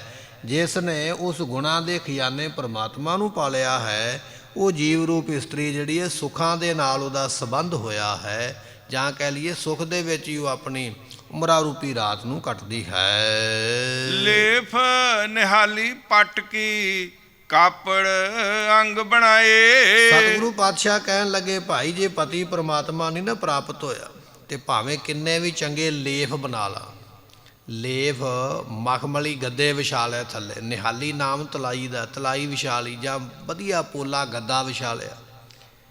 ਤੇ ਅੱਜ ਕੱਲ੍ਹ ਨਵੇਂ ਸਮੇਂ ਵਿੱਚ ਨਵੇਂ ਗੱਦੇ ਆਏ ਨਾ ਸਪਰਿੰਗਾਂ ਵਾਲੇ, ਉੱਤੇ ਲੰਮੇ ਪੈ ਜਾਈਏ ਤੇ ਉਹ ਬੜਾ ਆਰਾਮ ਦਿੰਦੇ। ਕਹਿਣ ਲੱਗੇ ਭਾਵੇਂ ਜਿੰਨੇ ਮਰਜ਼ੀ ਤੂੰ ਮਖਮਲੀ ਗੱਦੇ ਵਿਛਾ ਲਾ, ਸੋਹਣੇ ਪੋਲੇ ਲਿਆ ਕੇ ਆਪਣੇ ਲੱਕ ਨੂੰ ਆਰਾਮ ਦੇਣ ਵਾਸਤੇ, ਜਿੰਨੇ ਮਰਜ਼ੀ ਸੋਹਣੇ ਉੱਪਰ ਲੈਣ ਵਾਲੇ ਮਹਿੰਗੇ ਕੰਬਲ ਲੈ ਆ, ਮਹਿੰਗੀਆਂ ਚਾਦਰਾਂ, ਮਹਿੰਗੇ ਲੇਫ ਲੈ ਕੇ ਆ। ਲੇਫ ਨਿਹਾਲੀ ਪੱਟ ਕੀ, ਪੱਟ ਨਾਮ ਹੈ ਗੁਰਮੁਖੋ ਰੇਸ਼ਮ ਦਾ। ਭਾਵੇਂ ਰੇਸ਼ਮ ਦੇ ਕੱਪੜੇ ਬਣਾ ਲਾ, ਤੇ ਭਾਵੇਂ ਮਹਿੰਗੇ ਗੱਦੇ ਲਿਆ ਕੇ ਆਪਣੇ ਥੱਲੇ ਤਲਾਈਆਂ ਵਿਛਾ ਲਾ, ਭਾਵੇਂ ਮਹਿੰਗੇ ਕੱਪੜੇ ਉੱਪਰ ਲੈਣ ਵਾਸਤੇ ਸੌਣ ਵਾਸਤੇ ਪਹਿਨ ਲੈਣਾ ਕਰ, ਤੇ ਕਾਪੜ ਅੰਗ ਬਣਾਏ ਆਪਣੇ ਸਰੀਰ ਦੇ ਉੱਪਰ ਵੀ। ਜਦੋਂ ਕਿਤੇ ਬਾਹਰ ਅੰਦਰ ਜਾਣਾ ਨਾ, ਆ ਮੇਰੇ ਰਾਤ ਨੂੰ ਸੌਣ ਵਾਲਾ, ਆ ਮੇਰੇ ਸਵੇਰੇ ਪ੍ਰਸ਼ਾਦਾ ਛਕਣ ਵਾਲਾ ਕੱਪੜਾ, ਆ ਮੇਰੇ ਆਉਣ ਜਾਣ ਵਾਲਾ, ਮੇਰੇ ਦਫ਼ਤਰ ਵਾਲਾ, ਮੇਰੇ ਵਿਆਹ ਸ਼ਾਦੀਆਂ ਵੇਖਣ ਵਾਲਾ, ਆ ਮਰਗ ਤੇ ਜਾਣ ਵਾਲਾ। ਲੋਕਾਂ ਨੇ ਤੇ ਫੈਸ਼ਨ ਬਣਾ ਲਿਆ ਵੀ ਮੌਤ ਤੇ ਜਾਣਾ ਤੇ ਉਹਦਾ ਸੂਟ ਵੱਖਰਾ ਹੋਣਾ ਚਾਹੀਦਾ, ਵਿਆਹ ਤੇ ਜਾਣਾ ਤੇ ਵੱਖਰਾ ਹੋਣਾ ਚਾਹੀਦਾ। ਪਾਤਸ਼ਾਹ ਕਹਿਣ ਲੱਗੇ ਵੀ ਆਪਣੇ ਅੰਗ ਤੇ ਚੜਾਉਣ ਵਾਸਤੇ, ਸਰੀਰ ਦੇ ਉੱਪਰ ਪਾਉਣ ਵਾਸਤੇ ਜਿੰਨੇ ਮਰਜ਼ੀ ਸੋਹਣੇ ਸੋਹਣੇ ਵਸਤਰ ਬਣਾ ਕੇ ਰੱਖ ਲਾ, ਅਲਮਾਰੀਆਂ ਭਰ ਲੈ, ਤੇ ਜਿੰਨੇ ਮਰਜ਼ੀ ਤੂੰ ਚੰਗੇ ਚੰਗੇ ਬਿਸਤਰੇ ਵਿਛਾਉਣ ਵਾਸਤੇ ਰੱਖ ਲਾ, ਤੇ ਸੋਹਣੇ ਵਸਤਰ ਉੱਪਰ ਲੈਣ ਵਾਸਤੇ ਰੱਖ। ਇਹ ਜਿੰਨੇ ਮਰਜ਼ੀ ਤੂੰ ਸਾਧਨ ਇਕੱਠੇ ਕਰ ਲੈਣਾ ਕਰ। ਫਿਰ ਮੁੱਤੀ ਡੋਹਾਗਣੀ, ਜਿਹੜੀਆਂ ਫਿਰ ਪਤੀ ਦੇ ਵੱਲੋਂ ਮੁੱਤੀ ਕਹੀਏ ਛੁੱਟਣ ਨੇ, ਭਾਵ ਕੇ ਛੱਡੀਆਂ ਹੋਈਆਂ, ਉਹ ਦੁਖੀ ਰਹਿੰਦੀਆਂ। ਜਿਹਨੂੰ ਪਤੀ ਨੇ ਛੱਡ ਦਿੱਤਾ ਨਾ, ਜਿਹਦਾ ਤਲਾਕ ਹੋ ਗਿਆ ਜਾਂ ਤਲਾਕ ਹੋਣ ਦੇ ਕਿਨਾਰੇ ਜਿਹੜੀ ਪਹੁੰਚ ਗਈ ਹੈ, ਉਹ ਭਾਵੇਂ ਘਰ ਦੇ ਵਿੱਚ ਕਿੰਨੇ ਮਰਜ਼ੀ ਮਖਮਲੀ ਗੱਦੇ ਵਿਛਾ ਕੇ ਰੱਖ ਲਵੇ, ਭਾਵੇਂ ਬੜੇ ਬੜੇ ਸੋਹਣੇ ਕੰਬਲ ਉੱਪਰ ਲੈਣ ਵਾਸਤੇ ਵੀ ਕੋਲ ਪਏ ਨੇ, ਬੜੇ ਸੋਹਣੇ ਗਹਿਣੇ ਕੀਮਤੀ ਘਰ ਵਿੱਚ ਪਏ ਨੇ, ਬੜੇ ਸੋਹਣੇ ਵਸਤਰ ਗਲ ਵਿੱਚ ਪਾਉਣ ਵਾਲੇ ਪਏ ਨੇ। ਪਾਤਸ਼ਾਹ ਕਹਿਣ ਲੱਗੇ ਉਹਨਾਂ ਗਹਿਣਿਆਂ ਨੇ, ਉਹਨਾਂ ਕੱਪੜਿਆਂ ਨੇ, ਉਹਨਾਂ ਗੱਦਿਆਂ ਨੇ, ਉਹਨਾਂ ਜਿੰਨੇ ਵੀ ਕੋਲ ਸਾਧਨ ਨੇ, ਕਿਸੇ ਨੇ ਸੁੱਖ ਨਹੀਂ ਦੇਣਾ ਹੈ। ਜਿਹੜਾ ਸੁੱਖ ਪਤੀ ਦੇ ਕੋਲੋਂ ਪ੍ਰਾਪਤ ਹੋਣਾ ਹੈ, ਉਹ ਸੁੱਖ ਸੰਸਾਰ ਦੇ ਗਹਿਣੇ ਕੱਪੜੇ ਨਹੀਂ ਦਿੰਦੇ ਹਨ। ਇਹ ਇੱਕ ਦੁਨੀਆ ਦੀ ਉਦਾਹਰਣ ਹੈ। ਐਸੇ ਤਰ੍ਹਾਂ ਗੁਰਮੁਖਾ, ਭਾਵੇਂ ਤੂੰ ਦੁਨੀਆ ਵਿੱਚ ਜਿੰਨੀਆਂ ਮਰਜ਼ੀ ਗੱਡੀਆਂ ਮੋਟਰਾਂ ਲੈ ਆ, ਜਿੰਨੀਆਂ ਮਰਜ਼ੀ ਤੂੰ ਘਰ ਬਣਾ ਲਾ, ਪ੍ਰਾਪਰਟੀਆਂ ਜਾਇਦਾਦਾਂ ਬਣਾ ਲਾ, ਜਿੰਨੇ ਮਰਜ਼ੀ ਰਿਸ਼ਤੇਦਾਰ ਬਣਾ ਲਾ, ਪਰ ਜਿੰਨਾ ਚਿਰ ਪਤੀ ਪਰਮਾਤਮਾ ਨੂੰ ਪਾ ਨਹੀਂ ਨਾ ਲੈਂਦਾ, ਉਹਦੀ ਪ੍ਰਾਪਤੀ ਨਹੀਂ ਨਾ ਕਰ ਲੈਂਦਾ, ਉਹਨਾਂ ਚਿਰ ਇਸ ਧਨ ਪਦਾਰਥ ਨੇ ਵੀ ਤੈਨੂੰ ਕੋਈ ਸੁੱਖ ਨਹੀਂ ਦੇਣਾ ਹੈ। ਇਹ ਧਨ ਪਦਾਰਥ ਸਗੋਂ ਦੁੱਖ ਰੂਪ ਹੋ ਜਾਂਦੇ, ਬਿਪਤਾ ਰੂਪ ਹੋ ਜਾਂਦੇ। ਮਹਾਰਾਜ ਕਹਿਣ ਲੱਗੇ ਫਿਰ ਮੁੱਤੀ ਡੋਹਾਗਣੀ, ਡੋਹਾਗਣੀ ਜਿਹੜੀ ਛੁੱਟੜ ਇਸਤਰੀ ਹੈ, ਜਿਹਨੂੰ ਫਿਰ ਪਤੀ ਪਰਮਾਤਮਾ ਨੇ ਤਿਆਗ ਦਿੱਤਾ ਹੈ, ਉਹ ਕਹੀਏ ਫਿਰ ਦੁਖੀ ਰਹਿੰਦੀ ਹੈ। ਤਿੰਨ ਦੁਖੀ ਰਹਿਣ ਵਿਹਾਏ, ਉਹਨਾਂ ਦੀ ਇਹ ਸਾਰੀ ਜਿਹੜੀ ਉਮਰਾ ਹੈ ਨਾ, ਅਵਸਥਾ ਰੂਪੀ ਰਾਤ ਸਾਰੀ ਦੁੱਖਾਂ ਵਿੱਚ ਹੀ ਲੰਘਦੀ ਹੈ। ਜਿਵੇਂ ਕਿਸੇ ਬੰਦੇ ਨੂੰ ਮੰਨ ਲਓ ਦਰਦ ਹੁੰਦਾ ਹੋਵੇ ਨਾ ਗੁਰਮੁਖੋ, ਤੇ ਸਾਰੀ ਰਾਤ ਉਹਨੂੰ ਨੀਂਦ ਨਹੀਂ ਆਉਂਦੀ ਹੈ, ਸਾਰੀ ਰਾਤ ਹਾਏ ਹਾਏ ਕਰਦਾ ਰਹਿੰਦਾ ਹੈ। ਉਹ ਸਵੇਰੇ ਉੱਠ ਕੇ ਫਿਰ ਆਖਦਾ ਵੀ ਰਾਤ ਮੇਰੇ ਬੜਾ ਭਾਰੀ ਦਰਦ ਸੀ, ਮੈਂ ਤੇ ਸੁੱਤਾ ਹੀ ਨਹੀਂ, ਮੈਂ ਮਸਾਂ ਹੀ ਰਾਤ ਕੱਢੀ ਹੈ। ਇਸ ਤਰ੍ਹਾਂ ਉਹਨਾਂ ਦੀ ਜ਼ਿੰਦਗੀ ਦੀ ਰਾਤ, ਉਹ ਜਿਹੜੀ ਹੈ ਨਾ, ਸਾਰੀ ਜ਼ਿੰਦਗੀ ਵੀ ਉਹਨਾਂ ਦੀ ਇੱਕ ਰਾਤ ਬਣ ਜਾਂਦੀ ਹੈ। ਕਹਿਣ ਲੱਗੇ ਉਹ ਫਿਰ ਜਿਹੜੇ ਲੋਕ ਨੇ, ਉਹ ਆਪਣੀ ਸਾਰੀ ਜ਼ਿੰਦਗੀ ਵਿੱਚ ਹਾਏ ਹਾਏ ਕਰਦੇ ਆ, ਮੈਨੂੰ ਫਲਾਣੇ ਨੇ ਆਹ ਕਹਿ ਦਿੱਤਾ ਹੈ, ਮੈਨੂੰ ਸਹੁਰੇ ਘਰ 'ਚੋਂ ਮਾਣ ਨਹੀਂ ਮਿਲਿਆ, ਮੈਨੂੰ ਪੇਕੇ ਘਰ 'ਚੋਂ ਮਾਣ ਨਹੀਂ ਮਿਲਿਆ, ਮੈਨੂੰ ਨਾਨਕਿਆਂ ਦੇ ਘਰ 'ਚੋਂ ਮਾਣ ਨਹੀਂ ਮਿਲਿਆ। ਉਹਨਾਂ ਦੀ ਸਾਰੀ ਉਮਰ ਇਸ ਤਰ੍ਹਾਂ ਹੀ ਰੋਂਦਿਆਂ ਹੀ ਲੰਘ ਜਾਂਦੀ ਹੈ। ਜਿਹੜੀ ਲੜਕੀ ਨੂੰ ਪਤੀ ਨੇ ਛੱਡ ਦਿੱਤਾ ਹੈ, ਉਹਨੂੰ ਫਿਰ ਪੇਕੇ ਘਰ ਵੀ ਸਨਮਾਨ ਨਹੀਂ ਮਿਲਦਾ ਹੈ। ਉੱਥੇ ਵੀ ਲੋਕ ਤਾਨਾ ਮਿਹਣਾ ਦਿੰਦੇ ਕਿ ਜੇ ਤੇਰੇ ਵਿੱਚ ਚੰਗੇ ਲੱਛਣ ਹੁੰਦੇ, ਤੇਰੇ ਵਿੱਚ ਚੰਗੇ ਗੁਣ ਹੁੰਦੇ, ਤੂੰ ਵਸ ਨਾ ਪੈਂਦੀ ਜਾ ਕੇ, ਤੂੰ ਉੱਥੋਂ ਆ ਗਈ ਹੈ, ਇਹ ਤੇਰੀਆਂ ਕਰਤੂਤਾਂ ਹੀ ਇਹੋ ਜਿਹੀਆਂ। ਜੇ ਨਾਨਕੇ ਘਰ ਜਾਂਦੀ, ਉੱਥੋਂ ਵੀ ਮਿਹਣੇ ਵੱਜਦੇ ਕਿ ਤੂੰ ਕਿਤੇ ਵੀ ਰਹਿਣ ਜੋਗੀ ਨਹੀਂ ਹੈ। ਇਸ ਤਰ੍ਹਾਂ ਦੀ ਹਾਲਤ ਹੁੰਦੀ ਹੈ। ਛੁੱਟੜ ਦਾ ਨਾਨਕੇ ਜਾਂ ਸਹੁਰੇ ਜਾਂ ਪੇਕੇ ਘਰ ਕਿਤੇ ਵੀ ਸਨਮਾਨ ਨਹੀਂ ਹੁੰਦਾ ਹੈ। ਐਸੇ ਤਰ੍ਹਾਂ ਗੁਰਮੁਖੋ, ਜਿਹੜੇ ਜੀਵ ਪਰਮਾਤਮਾ ਦੇ ਵੱਲੋਂ ਛੁੱਟੜ ਹੋ ਚੁੱਕੇ ਨੇ, ਪਰਮਾਤਮਾ ਦੇ ਨਾਮ ਨੂੰ ਜਪਦੇ ਨਹੀਂ, ਉਹਦੇ ਨਾਲੋਂ ਟੁੱਟ ਚੁੱਕੇ ਨੇ, ਉਹਨਾਂ ਦਾ ਇੱਥੇ ਵੀ ਮਾਣ ਨਹੀਂ ਹੁੰਦਾ, ਇੱਥੇ ਵੀ ਅਪਮਾਨ ਹੀ ਹੁੰਦਾ, ਗਾਲਾਂ ਹੀ ਮਿਲਦੀਆਂ ਹਰ ਵੇਲੇ ਪਰਿਵਾਰ ਤੋਂ, ਘਰੋਂ ਤੇ ਬਾਹਰੋਂ। ਜਦੋਂ ਪਰਲੋਕ ਨੂੰ ਜਾਂਦੇ ਫਿਰ ਜਮਾਂ ਦੀ ਮਾਰ ਪੈਂਦੀ ਹੈ, ਉੱਥੋਂ ਵੀ ਨਿਰਾਦਰ ਹੀ ਮਿਲਦਾ ਹੈ। ਸੋ ਇਹ ਦੁਨੀਆ ਦੀ ਉਦਾਹਰਨ ਦੇ ਨਾਲ ਨਾਲ ਮਹਾਰਾਜ ਨੇ ਸਾਨੂੰ ਸਮਝਾਇਆ ਹੈ ਵੀ ਜਿਵੇਂ ਇੱਥੇ ਦੁਨੀਆ ਵਿੱਚ ਇਹ ਕੁਝ ਹੁੰਦਾ ਹੈ, ਨਾਮ ਨਹੀਂ ਜਪੇਗਾ, ਤੇਰੀ ਜ਼ਿੰਦਗੀ ਇਸ ਤਰ੍ਹਾਂ ਲੰਘ ਜਾਣੀ ਹੈ, ਤੇਰੇ ਨਾਲ ਪਰਲੋਕ ਵਿੱਚ ਵੀ ਇਸੇ ਤਰ੍ਹਾਂ ਹੀ ਹੋਣਾ ਹੈ। ਪਾਤਸ਼ਾਹ ਕਹਿਣ ਲੱਗੇ ਫਿਰ ਮੁੱਤੀ ਡੋਹਾਗਨੀ ਤਿਨ ਦੁਖੀ ਰਹਿਣ ਵਹਾਏ। ਇਸ ਤਰ੍ਹਾਂ ਜਿਹੜੀਆਂ ਜੀਵ ਰੂਪ ਇਸਤਰੀਆਂ ਨੇ, ਉਹ ਦੁੱਖਾਂ ਦੇ ਵਿੱਚ ਹੀ ਆਪਣਾ ਅਵਸਥਾ ਰੂਪੀ ਰਾਤ ਨੂੰ ਬਤੀਤ ਕਰਕੇ ਹਰ ਵੇਲੇ ਦੁਖੀ ਹੁੰਦੀਆਂ, ਕਿਉਂਕਿ ਉਹ ਲੁੱਟੀਆਂ ਗਈਆਂ ਨੇ, ਉਹਨਾਂ ਨੇ ਆਪਣੀ ਜ਼ਿੰਦਗੀ ਨੂੰ ਇਸ ਤਰ੍ਹਾਂ ਹੀ ਬਤੀਤ ਕਰ ਲਿਆ ਹੈ। ਕੀਤੀ ਚੱਖੋਂ ਸਾਡੜੇ ਕੀਤੀ ਵੇਸ ਕਰਿਓ। ਗੁਰਮੁਖੋ, ਜੀਵ ਰੂਪ ਇਸਤਰੀ ਜਿਹੜੀ ਹੈ ਨਾਮ ਨਾ ਜਪੇ, ਜਿਹੜੀ ਨਾਮ ਨਹੀਂ ਨਾ ਜਪਦੀ ਹੈ, ਉਹ ਜਿੰਨੇ ਮਰਜ਼ੀ ਪਦਾਰਥਾਂ ਨੂੰ ਚੱਖ ਲਵੇ, ਪਦਾਰਥ ਤੇ ਬੜੇ ਸਵਾਦ ਹੋਣਗੇ, ਪਰ ਕਹੇਗੀ ਵੀ ਖਾਣ ਨੂੰ ਜੀ ਨਹੀਂ ਕਰਦਾ। ਜਿਹਨੂੰ ਪਤੀ ਨੇ ਛੱਡ ਦਿੱਤਾ ਨਾ, ਉਹਦੇ ਕੋਲ ਖਾਣ ਵਾਸਤੇ ਪਦਾਰਥ ਭਾਵੇਂ ਜਿੰਨੇ ਵੀ ਸਵਾਦ ਪਏ ਨੇ, ਖਾ ਤੇ ਲਵੇਗੀ, ਪਰ ਮਨ ਨੂੰ ਉਹ ਖੁਸ਼ੀ ਨਹੀਂ ਹੈ ਜਿਹੜੀ ਪਤੀ ਨੂੰ ਮਿਲ ਕੇ ਆਉਣੀ ਹੈ। ਸੋਹਣੇ ਪਦਾਰਥ ਖਾ ਵੀ ਲਏ ਨੇ, ਰਸਾਂ ਵਾਲੇ, ਸਵਾਦਾਂ ਵਾਲੇ। ਖਾਣ ਤੋਂ ਬਾਅਦ ਵਿੱਚ ਇਹ ਦੁੱਖ ਹੈ ਕਿ ਮੈਨੂੰ ਮੇਰੇ ਪਤੀ ਨੇ ਛੱਡਿਆ ਹੋਇਆ ਹੈ। ਭਾਵੇਂ ਉਹ ਕਿੰਨੇ ਮਰਜ਼ੀ ਵੇਸ ਬਣਾ ਲਵੇ, ਕਿੰਨੇ ਮਰਜ਼ੀ ਗੂੜੇ ਕੱਪੜੇ ਪਾ ਲਵੇ, ਗੂੜੇ ਰੰਗਾਂ ਦੇ, ਸੋਹਣੇ ਰੰਗਾਂ ਦੇ ਕੱਪੜੇ ਤਨ 'ਤੇ ਪਾ ਵੀ ਲਵੇ, ਸੋਹਣੇ ਗਹਿਣੇ ਵੀ ਪਾ ਲਵੇ, ਪਰ ਉਹ ਸੁੱਖ ਨਹੀਂ ਮਿਲੇਗਾ ਜਿਹੜਾ ਸੁੱਖ ਪਤੀ ਦੇ ਹੁੰਦਿਆਂ ਮਿਲਣਾ ਹੈ। ਐਸੇ ਤਰ੍ਹਾਂ ਮਹਾਰਾਜ ਕਹਿਣ ਲੱਗੇ, ਭਾਈ ਜਿੰਨਾ ਚਿਰ ਤੂੰ ਸਿਮਰਨ ਨਹੀਂ ਨਾ ਕਰਦਾ, ਨਾਮ ਨਹੀਂ ਨਾ ਜਪਦਾ, ਉਹਨਾਂ ਚਿਰ ਜਿੰਨੇ ਮਰਜ਼ੀ ਪਦਾਰਥ ਖਾਈ ਚੱਲ, ਵੀ ਆਹ ਮਿੱਠੇ ਵਾਲੇ ਨੇ, ਆਹ ਨਮਕ ਵਾਲੇ ਨੇ, ਆਹ ਇਸੇ ਤਰ੍ਹਾਂ ਸਲੂਣੇ ਨੇ, ਆਹ ਤਲੇ ਹੋਏ ਨੇ, ਜਿੰਨੇ ਮਰਜ਼ੀ ਪਦਾਰਥ ਛਕ ਲਾ, ਜਿਹੜਾ ਸੁੱਖ ਨਾਮ ਸਿਮਰਨ ਦੇ ਵਿੱਚੋਂ ਆਉਣਾ ਹੈ ਉਹ ਸੁੱਖ ਪਦਾਰਥਾਂ ਵਿੱਚੋਂ ਨਹੀਂ ਆਉਣਾ ਹੈ। ਨਾਮ ਸਿਮਰਨ ਨੂੰ ਛੱਡ ਕੇ ਦੁਨੀਆ ਦੇ ਪਦਾਰਥ ਬੜੇ ਚੱਖ ਲਏ, ਪਰ ਉਹ ਸਵਾਦ ਨਹੀਂ ਆਇਆ ਹੈ। ਨਾਮ ਨੂੰ ਛੱਡ ਕੇ ਬੜੇ ਵੇਸ ਬਣਾ ਲਏ ਆਪਣੇ ਸਰੀਰ ਦੇ ਉੱਪਰ, ਪਰ ਉਹ ਆਨੰਦ ਨਹੀਂ ਆਇਆ ਹੈ। ਫਰੀਦਾ ਸਭੇ ਵਸਤੂ ਮਿੱਠੀਆਂ ਰੱਬ ਨਾ ਪੂਜਣ ਤੁਧ। ਬਾਬਾ ਫਰੀਦ ਸਾਹਿਬ ਨੇ ਬਚਨ ਲਿਖਿਆ, ਕਹਿਣ ਲੱਗੇ ਭਾਈ ਨਾਮ ਦੀ ਕਮਾਈ ਤੋਂ ਬਿਨਾਂ ਦੁਨੀਆ ਦੇ ਖਾਣ ਵਾਲੇ ਪਦਾਰਥ ਵੀ ਫਿੱਕੇ ਨੇ, ਦੁਨੀਆ ਵਿੱਚ ਪਾਉਣ ਵਾਲੇ, ਪਹਿਰਨ ਵਾਲੇ ਕੱਪੜੇ ਜਾਂ ਗਹਿਣੇ ਉਹ ਵੀ ਫਿੱਕੇ ਲੱਗਦੇ ਹਨ। ਫਿਰ ਬਿਨ ਜੋਬਨ ਬਾਦ ਗਯਮ। ਪਤੀ ਪਰਮਾਤਮਾ ਤੋਂ ਬਿਨਾਂ ਜੋਬਨ ਕਹੀਏ ਵਿਅਰਥ ਚਲੇ ਜਾਂਦਾ ਹੈ, ਜਵਾਨੀ ਵਿਅਰਥ ਚਲੇ ਜਾਂਦੀ ਹੈ, ਕਿਉਂਕਿ ਜਵਾਨੀ ਵਿੱਚ ਜਪਣਾ ਸੀਗਾ ਨਾਮ। ਸਾਡਾ ਸਰੀਰ ਕਾਇਮ ਹੈ ਨਾ, ਅਸੀਂ ਭੱਜ ਸਕਦੇ ਹਾਂ, ਬੈਠ ਸਕਦੇ ਹਾਂ, ਭਾਰ ਚੁੱਕ ਸਕਦੇ ਹਾਂ, ਸੇਵਾ ਕਰ ਸਕਦੇ ਹਾਂ, ਸਾਡਾ ਸਰੀਰ ਕਾਇਮ ਹੈ। ਭਾਂਡੇ ਮਾਂਜਣੇ ਪੈਣ ਤੇ ਅਸੀਂ ਘੰਟਾ 2 ਘੰਟੇ ਬੈਠ ਕੇ ਮਾਂਜ ਵੀ ਸਕਦੇ, ਝਾੜੂ ਪੋਚਾ ਲਾਉਣਾ ਪਵੇ ਉਹ ਵੀ ਕਰ ਸਕਦੇ, ਸੁਖਮਨੀ ਸਾਹਿਬ ਦਾ ਪਾਠ ਕਰਨਾ ਪਵੇ ਉਹ ਵੀ ਚੌਂਕੜਾ ਮਾਰ ਕੇ ਕਰ ਸਕਦੇ, ਕਿਉਂਕਿ ਜਵਾਨ ਹੈ, ਸਰੀਰ ਤਗੜਾ ਹੈ। ਪਰ ਜੇ ਆਪਾਂ ਆਖੀਏ ਵੀ ਇਹ ਸਭ ਕੁਝ ਮੈਂ ਉਦੋਂ ਕਰਾਂਗਾ ਜਦੋਂ ਮੈਂ 100 ਸਾਲ ਦਾ ਹੋ ਜਾਵਾਂਗਾ, ਤੇ 100 ਸਾਲ ਦੀ ਉਮਰਾਂ ਵਿੱਚ ਤੇਰੇ ਕੋਲ ਬੈਠਿਆ ਨਹੀਂ ਨਾ ਜਾਵੇਗਾ, ਨਾ ਬਰਤਨ ਮਾਂਜੇ ਜਾਣ, ਨਾ ਤੇਰੇ ਕੋਲ ਪੋਚਾ ਲਾਇਆ ਜਾਵੇ, ਨਾ ਤੇਰੇ ਕੋਲੋਂ 2 ਘੰਟੇ ਬੈਠ ਕੇ ਬਾਣੀ ਪੜ੍ਹੀ ਜਾਵੇ, ਨਾ ਤੇਰੇ ਕੋਲੋਂ ਸੰਗਤ ਵਿੱਚ ਆਇਆ ਜਾਣਾ ਹੈ, ਤੇ ਫਿਰ ਤੇਰਾ ਜੋਬਨ ਜਵਾਨੀ ਬਾਦ ਵਿਅਰਥੀ ਚਲੇਗੀ ਨਾ, ਕੰਮ ਨਹੀਂ ਨਾ ਆਈ ਹੈ। ਮਹਾਰਾਜ ਕਹਿਣ ਲੱਗੇ ਫਿਰ ਬਿਨ ਜੋਬਨ ਬਾਦ ਗਯਮ। ਪਤੀ ਪਰਮਾਤਮਾ ਦੀ ਪ੍ਰਾਪਤੀ ਤੋਂ ਬਿਨਾਂ ਇਹ ਜੋਬਨ ਵਿਅਰਥ ਚਲੇ ਜਾਂਦਾ ਹੈ। ਬਾਬਾ ਫਰੀਦ ਸਾਹਿਬ ਜੀ ਕਹਿਣ ਲੱਗੇ, ਜੋਬਨ ਜਾਂਦੇ ਨਾ ਡਰਾਂ ਜਿਸੈ ਪ੍ਰੀਤ ਨ ਜਾਏ। ਤੇ ਬਾਬਾ ਫਰੀਦ ਸਾਹਿਬ ਜੀ ਕਹਿਣ ਲੱਗੇ, ਉਸ ਪਰਮਾਤਮਾ ਤੋਂ ਬਿਨਾਂ ਪਤਾ ਨਹੀਂ ਕਿੰਨੇ ਕੁ ਜੋਬਨ ਸੁੱਕ ਕੇ ਕਮਲਾ ਕੇ ਚਲੇ ਗਿਆ। ਫਰੀਦਾ ਜੋਬਨ ਜਾਂਦੇ ਨਾ ਡਰਾ, ਜਵਾਨੀ ਜਾਂਦੀ ਹੈ ਚਲੀ ਜਾਵੇ, ਪਰ ਪਰਮਾਤਮਾ ਦੇ ਨਾਲੋਂ ਪ੍ਰੀਤੀ ਨਹੀਂ ਜਾਣੀ ਚਾਹੀਦੀ ਹੈ। ਫਰੀਦਾ ਕੀਤੀ ਜੋਬਨ ਪ੍ਰੀਤ ਬਿਨ ਸੁੱਕ ਗਏ ਕਮਲਾਏ। ਪਤਾ ਨਹੀਂ ਕਿੰਨੀਆਂ ਕੁ ਜਵਾਨੀਆਂ ਦੁਨੀਆ ਤੇ ਆਈਆਂ, ਕਿੰਨੇ ਕੁ ਜਵਾਨ ਮੁੰਡੇ ਕੁੜੀਆਂ ਦੁਨੀਆ ਤੇ ਆਏ, ਪਰਮਾਤਮਾ ਨਾਲ ਪ੍ਰੀਤੀ ਨਹੀਂ ਬਣੀ ਹੈ। ਹੌਲੀ ਹੌਲੀ ਇਹ ਸਰੀਰ ਨੇ ਸੁੱਕ ਜਾਣਾ ਹੈ, ਕੁਮਲਾ ਜਾਣਾ ਹੈ, ਹੌਲੀ ਹੌਲੀ ਝੁਰੜੀਆਂ ਪੈ ਜਾਣੀਆਂ, ਬਜ਼ੁਰਗ ਹੋ ਜਾਣਾ। ਫਰੀਦਾ ਕੀਤੀ ਜੋਬਨ, ਕਿੰਨੇ ਕੁ ਜਵਾਨੀਆਂ, ਕਿੰਨੇ ਕੁ ਸਰੀਰ ਸੁੱਕ ਗਏ, ਕਮਲਾ ਗਏ, ਪਰ ਪਰਮਾਤਮਾ ਨਾਲ ਪ੍ਰੇਮ ਨਹੀਂ ਬਣਿਆ ਹੈ। ਮਹਾਰਾਜ ਕਹਿਣ ਲੱਗੇ, ਪਤੀ ਪਰਮਾਤਮਾ ਤੋਂ ਬਿਨਾਂ ਜੋਬਨ ਵਿਅਰਥ ਚਲੇ ਜਾਂਦਾ ਹੈ। ਵਾਢੀ ਚੁਰੇਂਦੀ ਚੁਰਿਓ। ਇਹ ਜਿਹੜੀ ਵਾਢੀ ਵਿਛੜਨੇ ਵਾਲੀ ਹੈ ਨਾ, ਇਹ ਜੀਵ ਇਸਤਰੀ ਫਿਰ ਝੂਰਦੀ ਰਹਿੰਦੀ ਹੈ, ਹਰ ਵੇਲੇ ਝੂਰਾ ਹੀ ਬਣਿਆ ਰਹਿੰਦਾ ਹੈ। ਜਿਵੇਂ ਜਵਾਨੀ ਦੇ ਵਿੱਚ ਤੇ ਵਿਆਹ ਕਰਵਾਇਆ ਨਹੀਂ, ਜੇ ਵਿਆਹ ਕਰਵਾ ਲਿਆ ਤੇ ਪਤੀ ਦੇ ਮਿਲਾਪ ਨੂੰ ਮਾਣਿਆ ਹੀ ਨਹੀਂ ਹੈ, ਜਦੋਂ ਬੁੱਢੀ ਹੋ ਗਈ ਹੁਣ ਝੂਰਦੀ ਹੈ, ਜੇ ਮੈਂ ਉਦੋਂ ਆਹ ਗਲਤੀ ਨਾ ਕਰਦੀ ਅੱਜ ਮੇਰਾ ਵੀ ਘਰ ਹੁੰਦਾ, ਅੱਜ ਮੇਰੇ ਵੀ ਬੱਚੇ ਹੁੰਦੇ। ਪਰ ਬੁਢੇਪੇ ਵਿੱਚ ਜਾ ਕੇ ਤੇ ਪਛਤਾਵਾ ਹੀ ਹੈ ਨਾ, ਜਦੋਂ ਮੌਕਾ ਸੀ ਉਦੋਂ ਸਾਂਭਿਆ ਨਹੀਂ।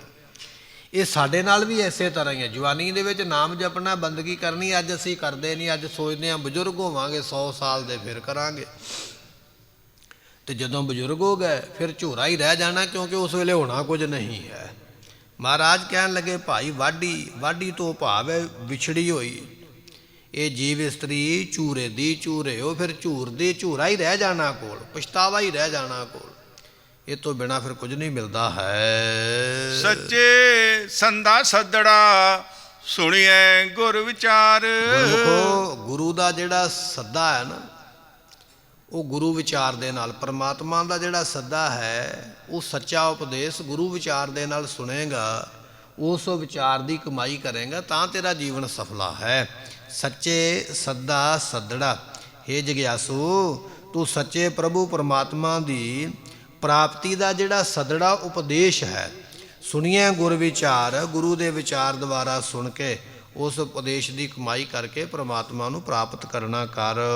ਸੱਚੇ ਸੱਚਾ ਬਹਿਣਾ ਨਦਰੀ ਨਦਰ ਪਿਆਰ। ਉਹ ਜੋ ਨਦਰੀ ਪਰਮਾਤਮਾ ਹੈ ਜਿਨ੍ਹਾਂ ਦੇ ਉੱਪਰ ਨਜ਼ਰ ਕਰਦਾ ਹੈ, ਨਦਰੀ ਨਾਮ ਪਰਮਾਤਮਾ ਦਾ, ਨਜ਼ਰ ਕਰਨ ਵਾਲਾ, ਮਿਹਰ ਕਰਨ ਵਾਲਾ, ਮਿਹਰ ਕਰਨ ਵਾਲਾ ਪਰਮਾਤਮਾ ਜਿਨ੍ਹਾਂ ਦੇ ਉੱਪਰ ਮਿਹਰ ਕਰਦਾ ਹੈ। ਤੇ ਕਹਿਣ ਲੱਗੇ ਫਿਰ ਉਹ ਗੁਰਮੁਖ ਸੱਚੇ ਸੱਚਾ ਬਹਿਣਾ, ਇਹ ਸਤ ਸੰਗਤ ਰੂਪੀ ਸੱਚਾ ਥਾਂ ਹੈ। ਇੱਥੇ ਆ ਕੇ ਫਿਰ ਉਹ ਬੈਠਦੇ। ਆਪਾਂ ਸੰਗਤ ਵਿੱਚ ਬੈਠੇ ਹਨ, ਕੁਝ ਗੁਰਮੁਖ ਹੋਰ ਨੇ ਜਿਹੜੇ ਰੋਜ਼ ਰੋਜ਼ਾਨਾ ਆ ਕੇ ਬੈਠਦੇ, ਕਥਾ ਸੁਣਦੇ, ਕੀਰਤਨ ਸੁਣਦੇ। ਇਸ ਸੰਗਤ ਵਿੱਚ ਆ ਕੇ ਐਵੇਂ ਨਹੀਂ ਬੈਠਿਆ ਜਾਂਦਾ ਹੈ। ਸੰਗਤ ਵਿੱਚ ਆ ਕੇ ਤਾਂ ਬੈਠਿਆ ਜਾਂਦਾ ਹੈ ਨਦਰੀ ਨਜ਼ਰ ਨਿਹਾਰ, ਜਿਨ੍ਹਾਂ ਉੱਪਰ ਪ੍ਰਮਾਤਮਾ ਕਿਰਪਾ ਕਰੇ ਉਹੀ ਉਹਦੀ ਸੱਚੀ ਸੰਗਤ ਵਿੱਚ ਆ ਕੇ ਬੈਠ ਸਕਦਾ ਹੈ। ਦੂਜੇ ਤੋਂ ਨਹੀਂ ਬੈਠਿਆ ਜਾਂਦਾ। ਕਦੇ ਕੰਮ ਯਾਦ ਆ ਗਿਆ, ਕਦੇ ਸਰੀਰ ਵਿੱਚ ਕੋਈ ਤਕਲੀਫ ਆ ਗਈ, ਕਦੇ ਕੋਈ ਬਹਾਨਾ ਬਣ ਗਿਆ। ਸੰਗਤ ਵਿੱਚ ਬੈਠਣਾ ਉਹਦੀ ਕਿਰਪਾ ਤੋਂ ਬਿਨਾਂ ਨਹੀਂ ਹੈ। ਜਿੰਨਾ ਚਿਰ ਉਹ ਬਖਸ਼ਿਸ਼ ਨਹੀਂ ਕਰਦਾ ਉਹਦੇ ਸੱਚੇ ਥਾਂ ਦੇ ਉੱਪਰ ਬੈਠਿਆ ਨਹੀਂ ਜਾਂਦਾ। ਨਦਰੀ ਨਦਰ ਪਿਆਰ, ਜਿਨ੍ਹਾਂ ਦਾ ਨਦਰੀ ਪਰਮਾਤਮਾ ਦੇ ਨਾਲ ਕਿਰਪਾ ਹੋ ਜਾਵੇ ਉਹਨਾਂ ਉੱਪਰ ਪਰਮਾਤਮਾ ਕਿਰਪਾ ਦ੍ਰਿਸ਼ਟੀ ਕਰਦਾ ਹੈ। ਫਿਰ ਉਹਨਾਂ ਦਾ ਸੱਚੇ ਥਾਂ ਸਤ ਸੰਗਤ ਵਿੱਚ ਉਹਨਾਂ ਦਾ ਬੈਠਣਾ ਹੁੰਦਾ ਹੈ। ਜਿਹੜੇ ਸੰਗਤ ਵਿੱਚ ਬੈਠਦੇ ਉਹਨਾਂ ਦਾ ਫਿਰ ਪਰਮਾਤਮਾ ਨਾਲ ਪਿਆਰ ਬਣ ਜਾਂਦਾ ਹੈ, ਉਹ ਪਰਮਾਤਮਾ ਦੇ ਪਿਆਰੇ ਬਣ ਜਾਂਦੇ ਹਨ। ਗਿਆਨੀ ਅੰਜਨ ਸੱਚ ਕਾ, ਸਤਿਗੁਰੂ ਪਾਤਸ਼ਾਹ ਇਸ ਤਰ੍ਹਾਂ ਦੀ ਕਿਰਪਾ ਕਰਦੇ ਨੇ। ਜਿਹੜੇ ਗਿਆਨਵਾਨ ਪੁਰਸ਼ ਹੋ ਜਾਂਦੇ ਨੇ, ਜਿਨ੍ਹਾਂ ਨੂੰ ਸੋਝੀ ਆ ਜਾਂਦੀ ਹੈ, ਉਹ ਫਿਰ ਮਨ ਤੇ ਬੁੱਧੀ ਰੂਪੀ ਨੇਤਰਾਂ ਦੇ ਵਿੱਚ ਗਿਆਨ ਦਾ ਸੁਰਮਾ ਪਾਉਂਦੇ। ਗਿਆਨ ਅੰਜਨ ਗੁਰ ਦੀਆ, ਅਗਿਆਨ ਅਧੇਰ ਬਨਾਸ, ਹਰ ਕਿਰਪਾ ਤੇ ਸੰਤ ਭੇਟਿਆ, ਨਾਨਕ ਮਨ ਪਰਗਾਸ। ਪਾਤਸ਼ਾਹ ਕਹਿਣ ਲੱਗੇ ਗਿਆਨ ਅੰਜਨ, ਅੰਜਨ ਨਾਮ ਸੁਰਮੇ ਦਾ, ਜਿਵੇਂ ਸੁਰਮਾ ਪਾ ਲਈਏ ਅੱਖਾਂ ਦੇ ਵਿੱਚ, ਗੁਰਮੁਖ ਗਿਆਨ ਦਾ ਸੁਰਮਾ ਪਾਉਂਦੇ ਨੇ। ਗਿਆਨ ਹੋ ਜਾਣਾ, ਸੋਝੀ ਹੋ ਜਾਣੀ, ਸਮਝ ਆ ਜਾਣੀ। ਗਿਆਨ ਅੰਜਨ ਗੁਰ ਦੀਆ, ਪਰ ਇਹ ਗਿਆਨ ਦਾ ਸੁਰਮਾ ਗੁਰੂ ਦਿੰਦਾ ਹੈ। ਤੇ ਜਦੋਂ ਗਿਆਨ ਦਾ ਸੁਰਮਾ ਗੁਰੂ ਕੋਲੋਂ ਲੈ ਲਈਏ ਫਿਰ ਅਗਿਆਨ ਅੰਧੇਰ ਬਨਾਸ, ਅਗਿਆਨਤਾ ਰੂਪੀ ਹਨੇਰਾ ਖਤਮ ਹੋ ਜਾਂਦਾ। ਮੰਨ ਲਓ ਲਾਈਟ ਜਗ ਪਵੇ ਤੇ ਹਨੇਰਾ ਦੂਰ ਹੋ ਜਾਂਦਾ ਹੈ ਨਾ। ਗੁਰੂ ਗਿਆਨ ਦਾ ਇਹੋ ਜਿਹਾ ਪ੍ਰਕਾਸ਼ ਕਰਦਾ ਹੈ, ਹਨੇਰਾ ਦੁਨੀਆਦਾਰੀ ਦਾ, ਅਵਿਦਿਆ ਦਾ ਖਤਮ ਹੋ ਜਾਂਦਾ ਹੈ। ਪਰ ਹੁੰਦਾ ਕਿਵੇਂ? ਹਰ ਕਿਰਪਾ ਤੇ ਸੰਤ ਭੇਟਿਆ, ਪਰਮਾਤਮਾ ਕਿਰਪਾ ਕਰੇ ਤਾਂ ਕਿਸੇ ਸਾਧੂ ਦੀ ਸੰਗਤ ਮਿਲਦੀ ਹੈ। ਪਰਮਾਤਮਾ ਕਿਰਪਾ ਕਰੇ ਤਾਂ ਇਹ ਗੁਰੂ ਦੀ ਸੰਗਤ ਮਿਲਦੀ ਹੈ ਜਿੱਥੇ ਬੈਠੇ ਹਾਂ। ਮਹਾਰਾਜ ਕਹਿਣ ਲੱਗੇ ਉਹਦੀ ਕਿਰਪਾ ਦੇ ਨਾਲ ਸੰਤ ਭੇਟਿਆ, ਨਾਨਕ ਮਨ ਪ੍ਰਗਾਸ, ਜਿਨ੍ਹਾਂ ਨੂੰ ਪੂਰਾ ਗੁਰੂ ਮਿਲ ਗਿਆ ਹੈ ਉਹਨਾਂ ਦੇ ਮਨ ਵਿੱਚ ਪ੍ਰਕਾਸ਼ ਹੋ ਜਾਂਦਾ ਹੈ। ਪਾਤਸ਼ਾਹ ਕਹਿਣ ਲੱਗੇ ਗਿਆਨੀਆਂ ਗਿਆਨੀ ਅੰਜਨ ਸੱਚ ਕਾ। ਮਹਾਰਾਜ ਕਹਿਣ ਲੱਗੇ ਭਾਈ ਜਿਹੜੇ ਗਿਆਨਵਾਨ ਪੁਰਸ਼ ਨੇ, ਸੱਚ ਦੀ ਪ੍ਰਾਪਤੀ ਦਾ ਉਹਨਾਂ ਦੇ ਕੋਲ ਗਿਆਨ ਰੂਪੀ ਸੁਰਮਾ ਹੈ। ਤੇ ਮਨ ਤੇ ਬੁੱਧ ਇਹ ਸਾਡੇ ਦੋ ਨੇਤਰ, ਦੋ ਅੱਖਾਂ ਵਿੱਚ ਆਪਾਂ ਸੁਰਮਾ ਪਾਉਂਦੇ ਆ ਨਾ, ਪਰ ਗਿਆਨ ਅੱਖਾਂ ਵਿੱਚ ਨਹੀਂ। ਗਿਆਨ ਤੂੰ ਪਾਉਣਾ ਹੈ ਆਪਣੇ ਮਨ ਦੇ ਵਿੱਚ, ਗਿਆਨ ਤੂੰ ਪਾਉਣਾ ਹੈ ਆਪਣੀ ਬੁੱਧੀ ਦੇ ਵਿੱਚ। ਇੱਥੇ ਸੁਰਮਾ ਪੈਣਾ ਹੈ। ਜਿਵੇਂ ਸੁਰਮਾ ਦੁਨਿਆਵੀ ਅੱਖਾਂ ਵਿੱਚ ਪਾਇਆ ਜਾਂਦਾ ਹੈ, ਇਹ ਗਿਆਨ ਦਾ ਸੁਰਮਾ ਮਨ ਵਿੱਚ ਪਾਉਣਾ ਕੀ ਹੈ? ਮਨ ਨੂੰ ਸਮਝਾਉਣਾ ਕਿ ਆਹ ਕੰਮ ਚੰਗਾ ਹੈ, ਆਹ ਕੰਮ ਮਾੜਾ ਹੈ, ਮਾੜੇ ਕੰਮ ਨੂੰ ਨਹੀਂ ਕਰਨਾ ਹੈ। ਇਹ ਗਿਆਨ ਦਾ ਸੁਰਮਾ ਪਾਉਣਾ ਆਪਣੀ ਮੱਤ ਵਿੱਚ, ਆਪਣੀ ਮੱਤ ਨੂੰ ਹਮੇਸ਼ਾ ਹੀ ਉੱਚਾ ਰੱਖਣਾ ਹੈ। ਦੂਜੇ ਵੱਲ ਵੇਖ ਕੇ ਗਿਰ ਨਹੀਂ ਜਾਣਾ ਹੈ ਵੀ ਜੇ ਉਹ ਫਲਾਣਾ ਗਿਰਿਆ ਹੋਇਆ ਤਾਂ ਮੈਂ ਵੀ ਗਿਰੀ ਜਾਵਾਂ, ਉਹ ਡਿੱਗਿਆ ਹੋਇਆ ਤਾਂ ਮੈਂ ਵੀ ਡਿੱਗੀ ਪਵਾਂ। ਲੈ ਫਲਾਣੇ ਨੇ ਮਾੜਾ ਕੰਮ ਕੀਤਾ, ਉਹਦਾ ਕਿਸੇ ਨੇ ਕੀ ਵਿਗਾੜ ਲਿਆ ਹੈ, ਮੈਂ ਵੀ ਉਹੀ ਕੰਮ ਕਰ ਲਵਾਂ। ਨਹੀਂ, ਸਿਆਣੇ ਕਹਿੰਦੇ ਨੇ ਚੋਰ ਨੂੰ ਚੋਰੀ ਕਰਦਿਆਂ ਨਹੀਂ, ਉਹਨੂੰ ਜੁੱਤੀਆਂ ਪੈਂਦੀਆਂ ਵੇਖਣੀਆਂ ਚਾਹੀਦੀਆਂ, ਉਹਦੇ ਵਰਗਾ ਨਹੀਂ ਬਣਨਾ ਚਾਹੀਦਾ, ਸਗੋਂ ਉਹ ਤੋਂ ਤੌਬਾ ਕਰਨੀ ਚਾਹੀਦੀ ਹੈ। ਇਸ ਕਰਕੇ ਮਨ ਬੁੱਧੀ ਨੇਤਰਾਂ ਦੇ ਵਿੱਚ ਇਹ ਜਿਹੜਾ ਹੈ ਗੁਰਮੁਖੋ ਗਿਆਨ ਰੂਪੀ ਸੁਰਮਾ ਨੂੰ ਪਾਉਣਾ ਕਰ। ਦੇਖੈ ਦੇਖਣਹਾਰ, ਜਦੋਂ ਤੂੰ ਇਹ ਪਾ ਲਵੇਂਗਾ ਫਿਰ ਸਾਰਿਆਂ ਨੂੰ ਵੇਖਣ ਵਾਲਾ ਜੋ ਪਰਮਾਤਮਾ ਹੈ ਉਹ ਤੈਨੂੰ ਵੇਖੇਗਾ। ਤੇ ਜਦੋਂ ਪਰਮਾਤਮਾ ਤੈਨੂੰ ਵੇਖੇਗਾ ਫਿਰ ਤੂੰ ਪਰਮਾਤਮਾ ਨੂੰ ਵੇਖ ਲਵੇਂਗਾ। ਏਡੀ ਵੱਡੀ ਦਾਤ, ਜਿਵੇਂ ਭਗਤ ਜੀ ਕਹਿਣ ਲੱਗੇ ਸਭੈ ਘਟ ਰਾਮ ਭੁਲੈ, ਉਹਨਾਂ ਨੇ ਵੇਖ ਲਿਆ ਹੈ। ਵੇਖਣ ਵਾਲੇ ਪਰਮਾਤਮਾ ਜਿਹਨੇ ਸਾਰੀ ਦੁਨੀਆ ਬਣਾਈ ਹੈ ਨਾ, ਸਹਿਸ ਤਾਵ ਨੈਣ ਨਾਨ ਨੈਣ ਹੈ ਤੂਹੇ ਕੋ ਸਹਿਸ ਮੂਰਤ ਨਨਾ, ਜਿਹੜਾ ਸਾਰੇ ਨੇਤਰਾਂ ਵਿੱਚ ਬੈਠਾ ਦੁਨੀਆ ਨੂੰ ਚਲਾਉਂਦਾ ਪਿਆ ਹੈ, ਫਿਰ ਉਸ ਪਰਮਾਤਮਾ ਨੂੰ ਭਗਤ ਨਾਮਦੇਵ ਵਰਗੇ ਵੇਖ ਲੈਂਦੇ। ਨਹੀਂ ਤੇ ਮਹਾਰਾਜ ਕਹਿਣ ਲੱਗੇ ਉਹ ਵੇਖੈ ਉਹਨਾਂ ਨਜ਼ਰ ਨਾ ਆਵੇ। ਵੱਡੇ ਵੱਡੇ ਦੇਵਤਿਆਂ ਨੂੰ ਪਰਮਾਤਮਾ ਤੇ ਵੇਖਦਾ ਹੈ, ਪਰ ਇਹਨਾਂ ਦੇਵਤਿਆਂ ਨੂੰ ਉਹ ਨਜ਼ਰ ਨਹੀਂ ਆਉਂਦਾ ਪਿਆ। ਗੁਰਮੁਖਾਂ ਦੀ ਅਵਸਥਾ ਦੇਵਤਿਆਂ ਤੋਂ ਵੀ ਵੱਡੀ ਹੁੰਦੀ ਹੈ। ਗੁਰਮੁਖ ਉਸ ਪਰਮਾਤਮਾ ਨੂੰ ਵੇਖ ਲੈਂਦੇ ਸਾਰਿਆਂ ਥਾਵਾਂ ਤੇ। ਭਗਤਾਂ ਦਾ ਜੀਵਨ ਕਿਤੇ ਦੇਵਤਿਆਂ ਤੋਂ ਵੱਡਾ ਹੈ। ਦੇਵਤਿਆਂ ਨੂੰ ਪਰਮਾਤਮਾ ਨਹੀਂ ਦਿਸਿਆ ਸਾਰੇ ਥਾਵਾਂ ਤੇ, ਭਗਤਾਂ ਨੂੰ ਦਿਸਦਾ ਪਿਆ ਹੈ। ਇਸ ਤਰ੍ਹਾਂ ਜਿਹੜੇ ਗੁਰਮੁਖ ਨੇ ਸਾਰਿਆਂ ਥਾਵਾਂ ਤੇ ਉਸ ਨੂੰ ਵੇਖ ਲੈਂਦੇ ਹਨ। ਗੁਰਮੁਖ ਬੂਝਾ ਜਾਣੀਐ ਹਉਮੈ ਗਰਭ ਨਿਵਾਰ। ਅੱਛਾ, ਕਹਿਣ ਲੱਗੇ ਜਿਹੜੇ ਗੁਰਮੁਖ ਨੇ ਉਹ ਫਿਰ ਬੁੱਝ ਲੈਂਦੇ। ਬੁੱਝਦੇ ਕਿਹਦੇ ਕੋਲੋਂ? ਗੁਰੂ ਕੋਲੋਂ ਜਾ ਕੇ। ਤੇ ਸਾਰਿਆਂ ਤੋਂ ਪਹਿਲਾਂ ਆਪਣੇ ਮਨ ਦਾ ਉਹ ਗਰਭ ਦੂਰ ਕਰਦੇ। ਗਰਭ ਕਹੀਏ ਹੰਕਾਰ। ਹੰਕਾਰ ਨੂੰ ਦੂਰ ਕਰਕੇ ਉਹ ਗੁਰਮੁਖ ਫਿਰ ਮੁਖੀ ਗੁਰਾਂ ਦੇ ਕੋਲੋਂ ਉਪਦੇਸ਼ ਨੂੰ ਬੁੱਝਦੇ ਨੇ। ਤੇ ਫਿਰ ਆਪਣੀ ਜਾਤੀ ਦਾ, ਆਪਣੇ ਧਨ ਦਾ, ਸਾਰੇ ਹੰਕਾਰ ਨੂੰ ਦੂਰ ਕਰ ਲੈਂਦੇ ਹਨ। ਤੋ ਭਾਵਨ ਤੋ ਜੇਹੀਆ। ਅਰਦਾਸ ਕਰਿਆ ਕਰੋ, ਮਹਾਰਾਜ ਤੈਨੂੰ ਉਹ ਭਾਉਂਦੀਆਂ ਨੇ ਜੀਵ ਇਸਤਰੀਆਂ ਜਿਹੜੀਆਂ ਤੇਰੇ ਵਰਗੀਆਂ ਨੇ। ਰੱਬ ਦੇ ਪਿਆਰੇ ਰੱਬ ਵਰਗੇ ਨੇ। ਹਰ ਕਾ ਸੇਵਕ ਸੋ ਹਰ ਜਿਹਾ। ਬਾਣੀ ਦਾ ਬਚਨ ਨਾ, ਹਰ ਕਾ ਸੇਵਕ ਸੋ ਹਰ ਜਿਹਾ। ਰੱਬ ਦੇ ਪਿਆਰੇ ਰੱਬ ਵਰਗੇ ਹੀ ਨੇ। ਹਰ ਜਨ ਦੋਈ ਏਕ ਹੈ। ਰੱਬ ਦਾ ਪਿਆਰਾ ਤੇ ਰੱਬ ਇੱਕੋ ਹੀ ਹੈ। ਕਿਉਂਕਿ ਮਿਲਦਾ ਉਹਦੇ ਵਿੱਚ ਉਹ ਹੈ ਜਿਹੜਾ ਉਹਦੇ ਵਰਗਾ ਹੀ ਹੋ ਜਾਂਦਾ ਹੈ। ਦੂਜੇ ਨੂੰ ਤੇ ਉਹ ਮਿਲਾਉਂਦਾ ਹੀ ਨਹੀਂ ਆਪਣੇ ਨਾਲ। ਮਹਾਰਾਜ ਕਹਿਣ ਲੱਗੇ ਭਾਈ ਬਚਨ ਇਹ ਹੈ, ਤੋ ਭਾਵਨ ਤੋ ਜੇਹੀਆ। ਮਹਾਰਾਜ ਜਿਹੜੇ ਤੇਰੇ ਵਰਗੇ ਬਣ ਗਏ ਨਾ, ਭਾਉਂਦੇ ਵੀ ਤੈਨੂੰ ਉਹ ਹੀ ਨੇ ਜਿਹੜੇ ਭਾਣਾ ਬਣਦੇ ਪਏ, ਜਿਹੜੇ ਹੁਕਮ ਦੇ ਵਿੱਚ। ਜਿਹੜੇ ਤੇਰੇ ਵਰਗੇ ਬਣੇ ਹੀ ਨਹੀਂ ਉਹ ਥੋੜ੍ਹਾ ਤੈਨੂੰ ਭਾਉਂਦੇ ਨੇ, ਉਹ ਤੇਰੇ ਵਿੱਚ ਮਿਲ ਹੀ ਨਹੀਂ ਸਕਦੇ। ਤੋ ਭਾਵਨ ਤੋ ਜੇਹੀਆ, ਜਿਹੜੀਆਂ ਤੇਰੇ ਵਰਗੀਆਂ ਬਣ ਗਈਆਂ, ਜਿਨ੍ਹਾਂ ਵਿੱਚ ਗੁਣ ਤੇਰੇ ਵਰਗੇ ਆ ਗਏ।